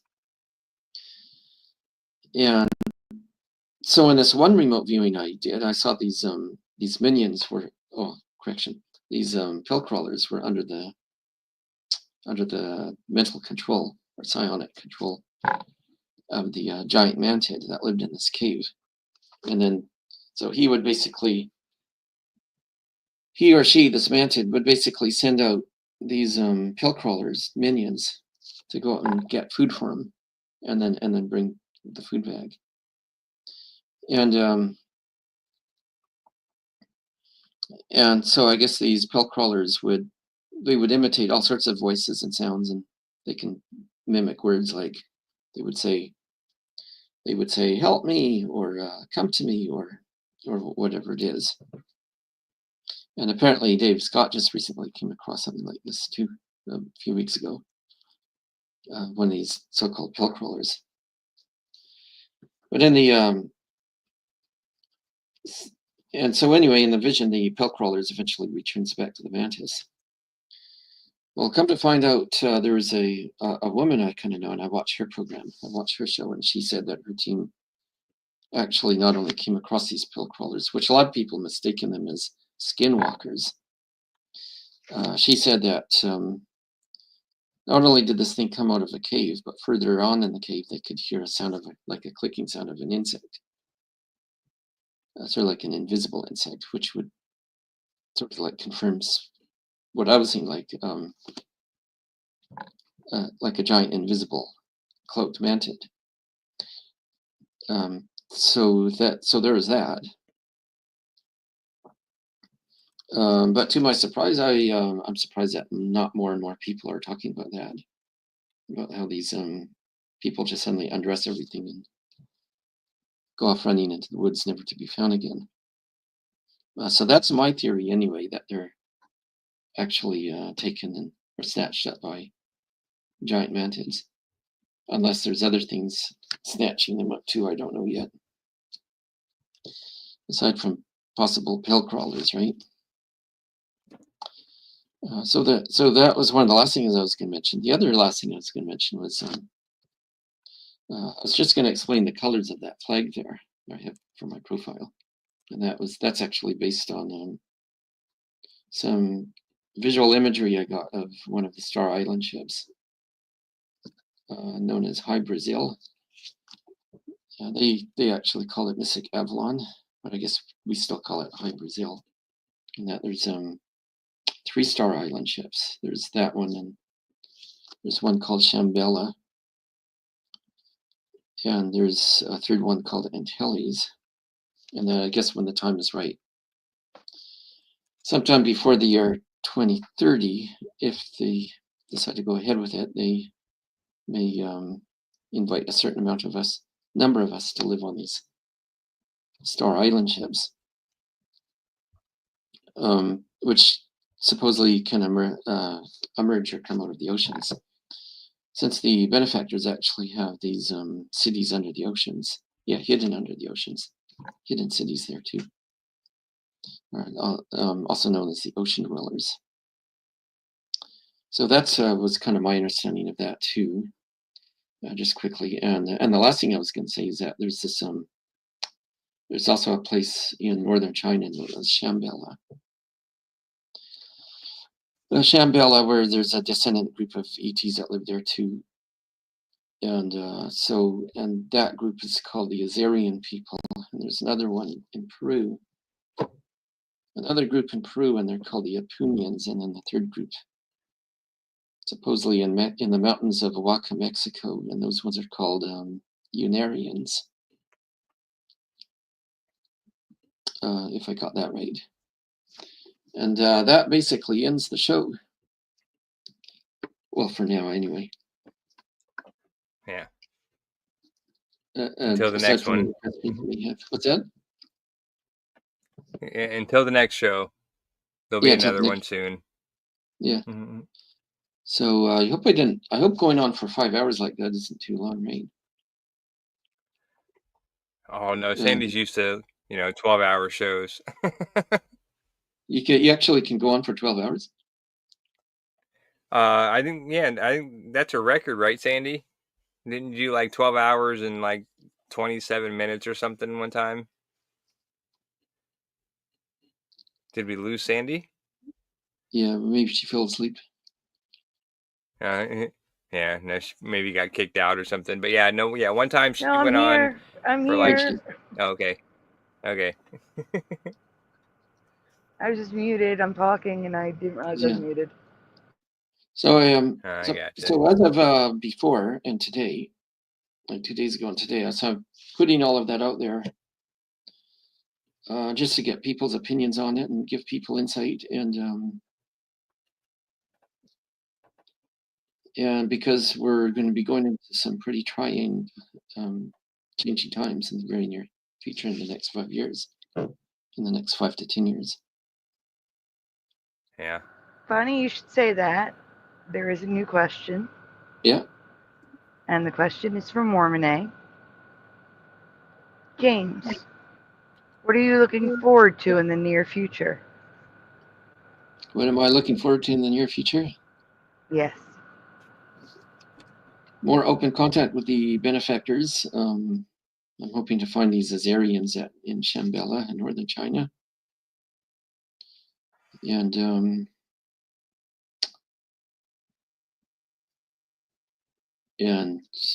to be with my benefactor. I haven't even talked about the Star Island ships yet. If we're invited onto the Star Island ships, we would be.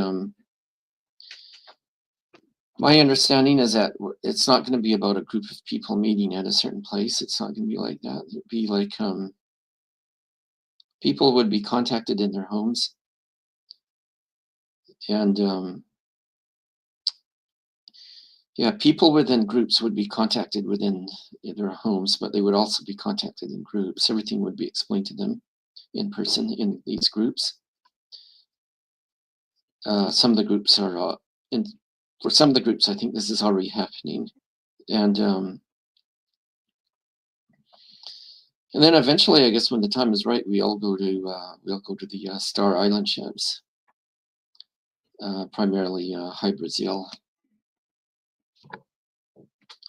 Mystic Avalon. and so between 2025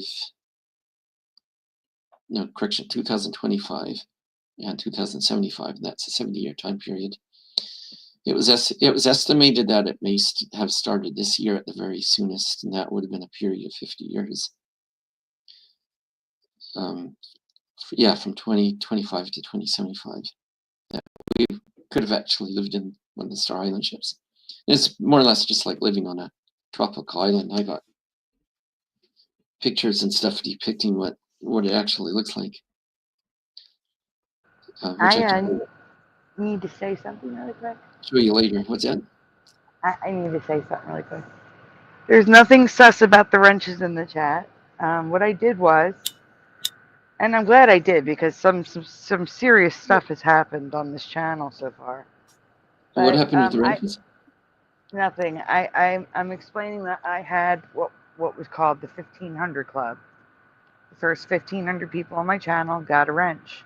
And that was so that I had people I could trust, take care of the chat, and as the channel grew, I didn't have to worry about it. There'd always be a mod in the chat. You have 1,500 wrenches out there. Somebody's bound to show up for each show. And so far, it's working. And I needed those mods recently. I desperately needed. Like, could not have done a show without them. So, yeah. Nothing sus about it. It was just my thing. The thing I did. Hey, Rebecca. Good to see you.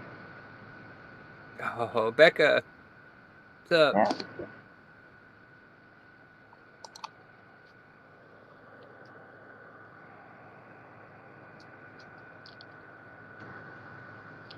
Well, so that's basically from me. That's basically a rundown of a lot of stuff so far. That's not everything, but I would have. That's probably the main gist of it all, like from today and I should say this morning and 2 days ago when I was here last. Wow. I'm sorry. One more time. No, they don't do that. They know that they're not to ban anybody or time people out just for the fun of it. There's rules. There are rules to having that wrench. They know. Oh yeah. Sorry. I'm sorry to interrupt you again. Go ahead. Yeah, I'd say having a wrench would be actually takes a bit of responsibility. Yeah, definitely. I've had a wrench for a while, and I don't even know what it does. Like, I mean, like I just learned what I can do with the wrench, but yeah. Anyway, sorry, bad joke. Well, this is the oh yeah. Well, actually, there's a difference between a wrench and a winch. But yeah, if just to be funny on the, but a wrench and a winch. Yeah. Yeah. No, you That's what definitely. you're referring to, right? Yeah. And yeah, so that's basically that. You're the first channel that's really allowed me to just say it all, like just to sit back and say it all. Yeah. Well, I'm glad you did. Very interesting. Like you're a very, very smart guy. Like way smarter than me, and like I couldn't follow half the stuff, but that you said, but I took notes, so.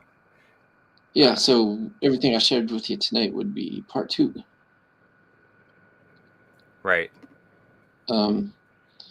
Based on not just stuff I've learned from them telepathically, but also based on comparison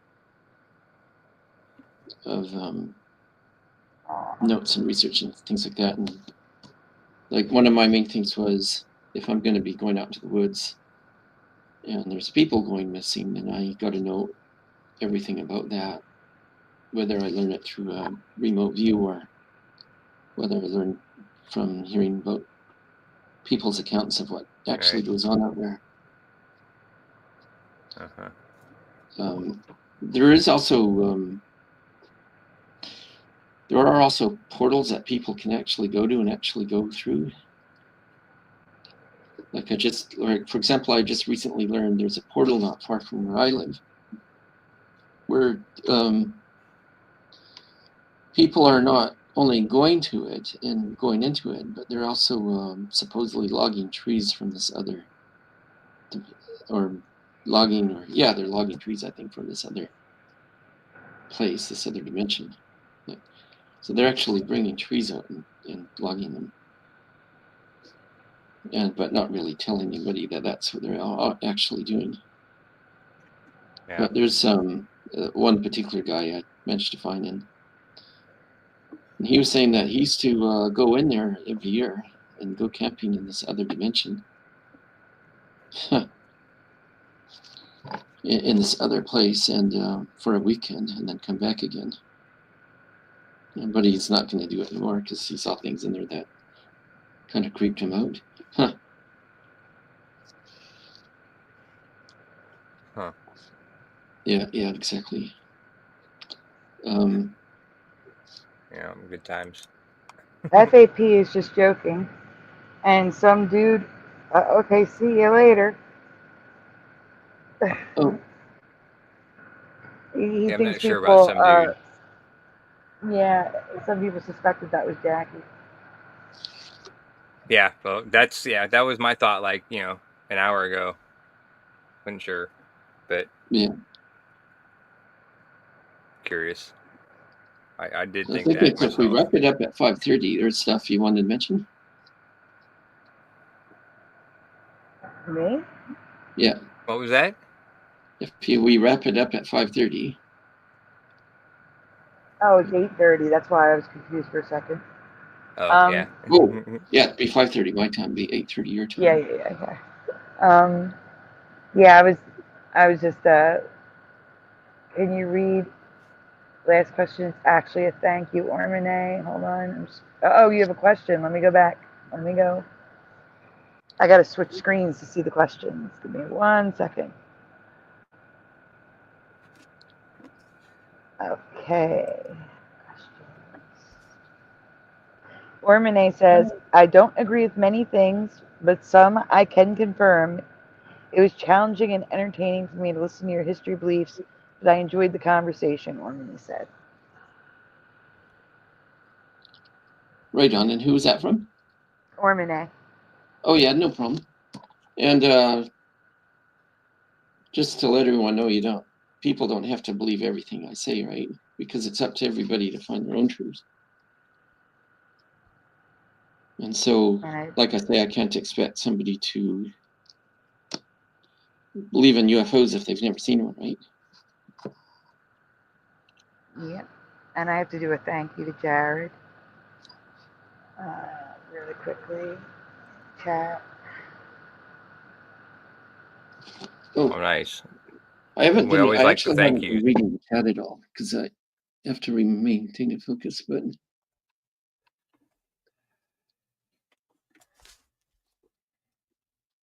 there's one. There's one question here I just missed.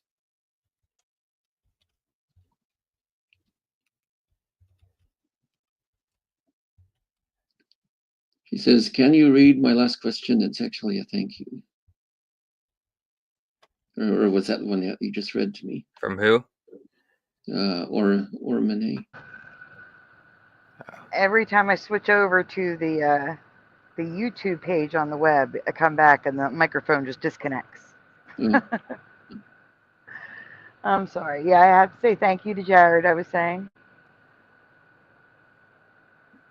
Splatter.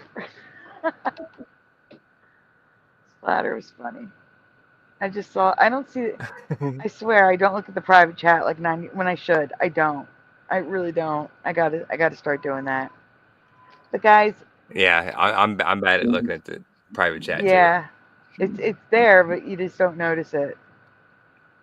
Yeah. All right, 1 second. I gotta fix the banner. All right. Well, while you're doing that, I gotta say to Rebecca, I'm still working on your video. I just got sidetracked with I got a call from my mom today, and she just like out of the blue said she invited herself onto Sandy's channel, and she's like, I want to come on and talk about, Loop, about her program. And I'm like, no, that's probably something that we need to do on my channel. So like, I woke up this afternoon to automatically, just like scheduling an episode for Saturday night before Sandy's channel with my mom. So if anybody's interested in the whole situation with my mom, being engaged to a guy in prison that's been in prison for 35 years, come check it out Saturday. 34 years. Well, yeah. Murder. But for what? Murder. Yes, murder. Yes. Oh. But yeah, so that's what I woke up to this afternoon. She's like, hey, you want to have, get dinner on Saturday for your birthday? And I'm like, yeah, sure. And she's like, okay, cool. Yeah, well, I'll meet you at 5:00 at this place. Oh yeah, and by the way, I want to come on and talk on your show. Like she said, my show, as if, talking about Sandy's show, thinking it was mine. And I'm like, no, that's not my show. Like, she's like, oh, I just thought, cause since you were always on there all the time talking, like, I just thought I could come on. Our show. But I would never want to, I would never want to subject her to the open panel. Like, she's so innocent and she has no idea. She's not a YouTuber. She didn't even know how to get on YouTube. Like, I'm going to have to walk her through it on Saturday. But anyway. It doesn't have to be an open panel if your mom is there. Just let you know. Yeah, right. Well, I mean, yeah, right. But it's not a Mandela channel. She wants to talk about Carl and the whole situation and, her Loop program and everything. So I figured that'd be a perfect, thing to do on my show. Okay. And yeah, you're welcome to, share it if you want. Okay. But anyway. Okay. Yeah. All right. But guys, trophies up, please, for Jared Jaguar. Thank you so much, Jared. Let me get the thank yous going. Oh, awesome, Jared. Thank you, Jared.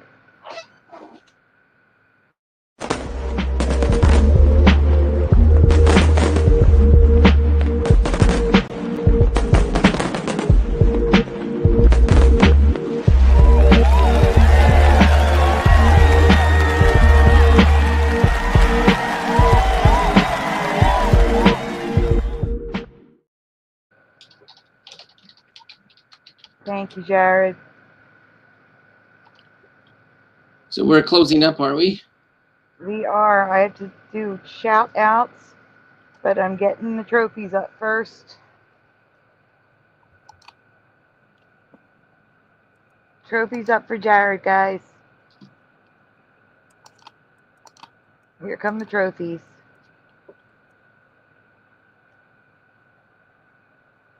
Yes, thank you, Jared. Appreciate it. Wait, what happened?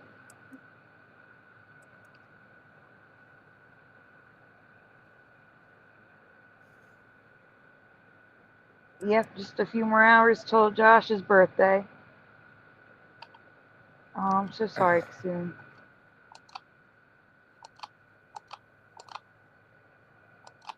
Yeah, I got like 14 hours.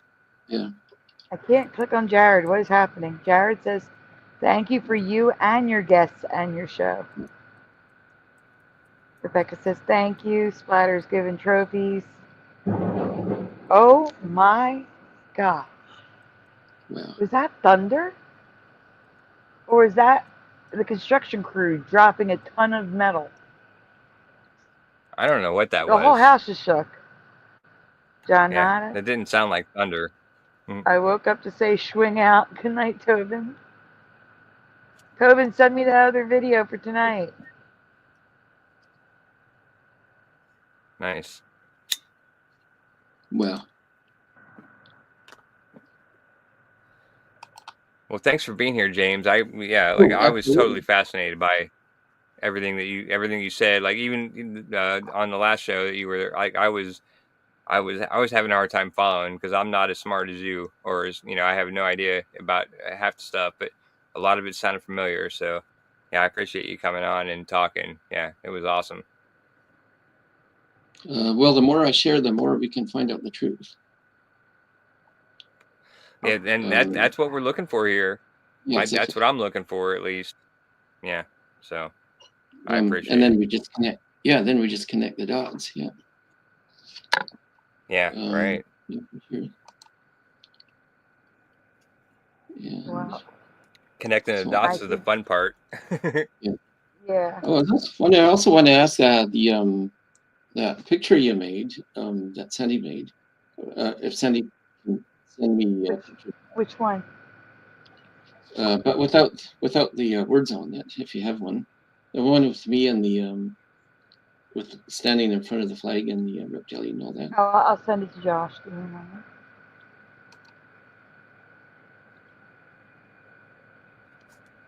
It will just be 1 minute. What is it? Oh, you know Talk the about picture. He's talking about the thumbnail.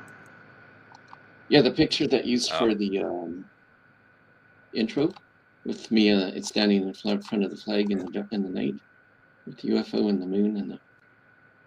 I was just wondering if you have a picture of that without the words. Yep, I'm getting it now. Oh, cool. Yeah, I was gonna say if you can send it on the Facebook, that would be good. I can. So what I'll do is I'll put that in my Facebook title. Yeah.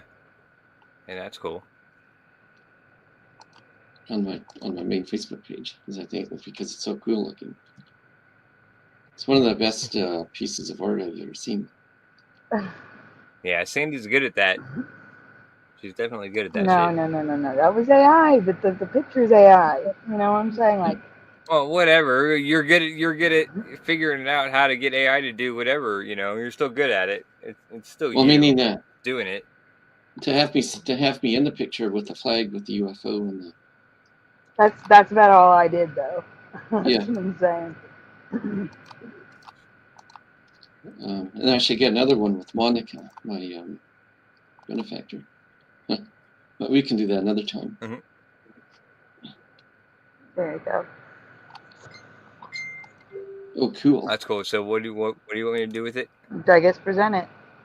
I'm just gonna use it Oh. on my Facebook page. Hello. That is awesomely cool. Like how cool is that? There you go. It's presenting. Yeah. Yep. There it is on the screen. Oh, we lost him. Just as we pull it up for him, we lost him. Oh. And yeah, we lost Splatter too. No, Splatter left. When he said he forgot he was yeah. live. Yeah, right. Oh, he left then. Okay, I gotcha. Yes. Yeah, well, he'll come back. I'm sure for a minute. Well, he has the link. At least to grab the screen share. No, I sent him the picture. He doesn't even need it.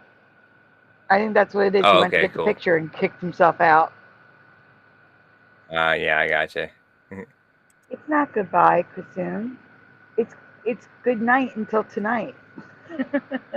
It's yeah, not goodbye, but until the next time, which will be tomorrow. No, tonight. Or tonight. It's yeah. tonight. Tomorrow for me, but yeah, tonight for everybody else. Or today for everybody else. Okay, let's be clear. It's in 14 hours. No, 16 hours. 16 hours. All right, let's see. Today. Today for everybody. Okay, here we go.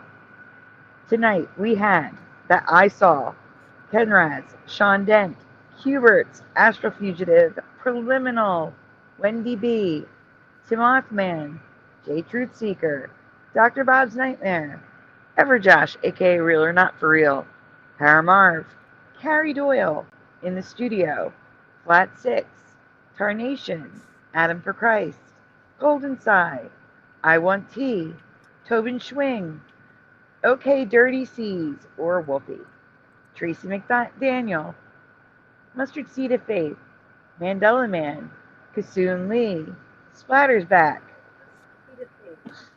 Jennifer, Adam for Christ, the Fourth Wiseman, There's an Echo Splatter, Night Mist, Woo Riders DG, Host Anything 2, Bubba One, Ormine, Bomber, Squirrel Sniper, The Unknown Arch.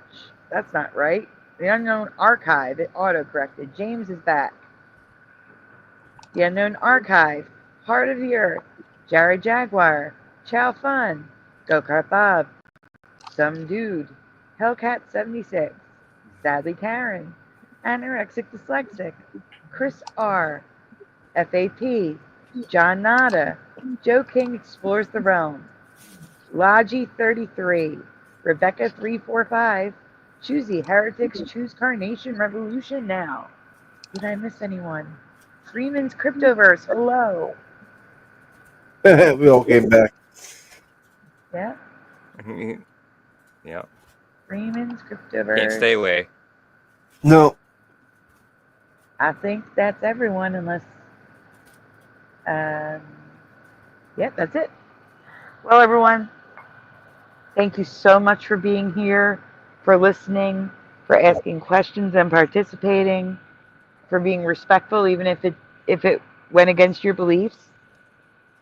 You guys are amazing. Like, seriously, you are all amazing. Thank you again to Jared Jaguar, who I Super forgot amazing. to add to the ticker. I need to add him to the ticker. Jared, you will stay in the ticker for tonight's show, too. Get that name in there. We have the best chat for sure. I do. I absolutely do. That's why I don't know what some dude was saying. No one's gonna abuse their wrenches and kick you out unless your name is a specific name. In which case, they're not supposed to be here. So that's not abuse. Unknown Archive is your other account, Kassoon. I did see that. That's why I knew it was spelled. I was like, no, that's autocorrect. Unknown Arch. No, it was Unknown Archive. Don't say it. Timok man.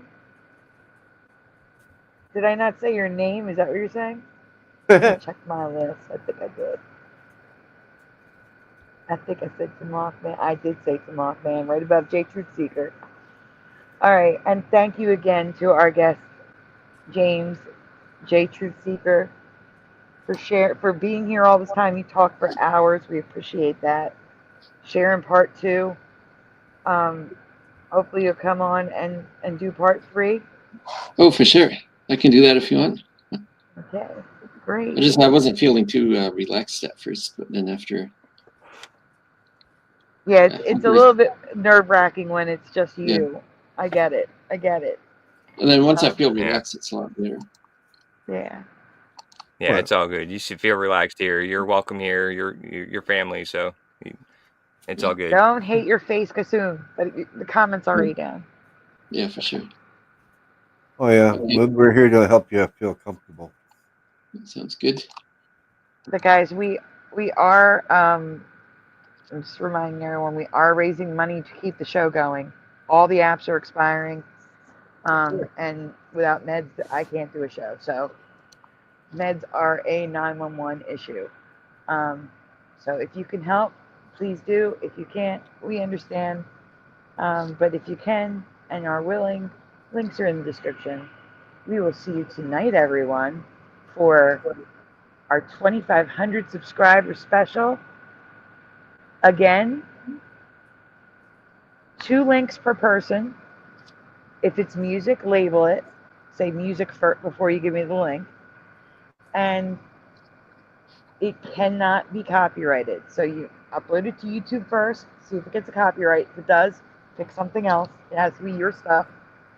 Unless it's a video you're sharing, like, you know, like a TikTok or something like that you want to share, that's fine too. If you want to share a TikTok or anything keep it, if it's not your stuff, let me be clear. If it's not your stuff, keep it under like 2 minutes, because they'll copyright us if we have, I don't want to do a reaction video, you know what I'm saying? So under 2 minutes for that. But if it's your stuff, under 20 minutes. Okay? And no more than 2 per person, not account. please send it to me through email, messenger, or the post that I'm going to put up on the community tab now. Send me your links. Hi, Kieran. Good morning. And wow, Kieran's extra loud today. Yeah. And we are also celebrating Josh's birthday. So come back tonight. Look for the promo. We will see you tonight around midnight-ish. Kieran, is it just me or is Kieran like extra loud? Extra loud. He's being real extra loud, yeah. Or he Yeah. Yeah. All right, guys. And with that, yes, exactly. That is the only time you'd have to worry about the wrenches in the chat. Silly. So, guys, thank you again. Yes, Eastern Standard. EST, 8:30 EST, Rebecca. Sorry. Yes. No, it's okay. Okay, well, have a good sleep, everyone. Have a great sleep, everyone. We will see you back Thanks tonight. for being here. Thank you so much for being here, James. Yeah, Guys, likewise. you know what time it is. Oh, come on. Say goodnight, guys. Good night, guys. Good night, guys. Love you all. Thanks for being here. Thanks for all the donuts and keeping the show going. Good night. Say good night, night. guys. We'll see you Good night, tonight. guys. Yeah, have a good night. Good night.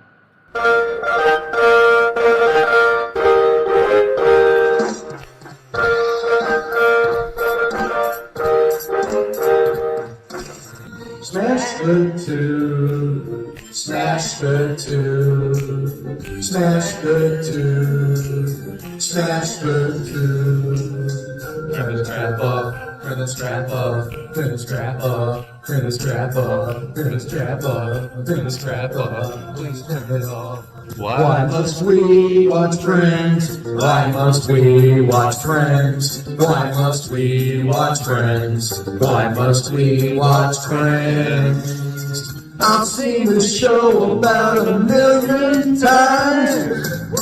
Not even funny when I'm drunk or high. Why must we Great watch show. Friends? Thanks for Why joining must us we tonight. watch Friends? Is that Ricky? Why must we watch Friends? Wait a minute. This reality is not going to be very pleasant when all the good people leave. I'm telling you now for the 100th time to change the Isn't even close. How could you say otherwise? The lens. Everybody, Hebrew 77 here. I'm doing good. Now that I'm home and off work. Why must we watch Friends? That laugh track is so Welcome. to me. Fog that's happening over across everywhere. No. Pastor of Muppets. This Asian man propagate, never too late. Yes, Working on Baby, It's Cold Outside. Part of your world, it flipped back again. We all come from different realities, like I explained last week. Then watch TV, sit down and catch those Why must we watch Friends? Why must we watch Friends? Why must we watch Friends? Why must we watch Friends? Why must we watch Friends? Why must we watch Friends?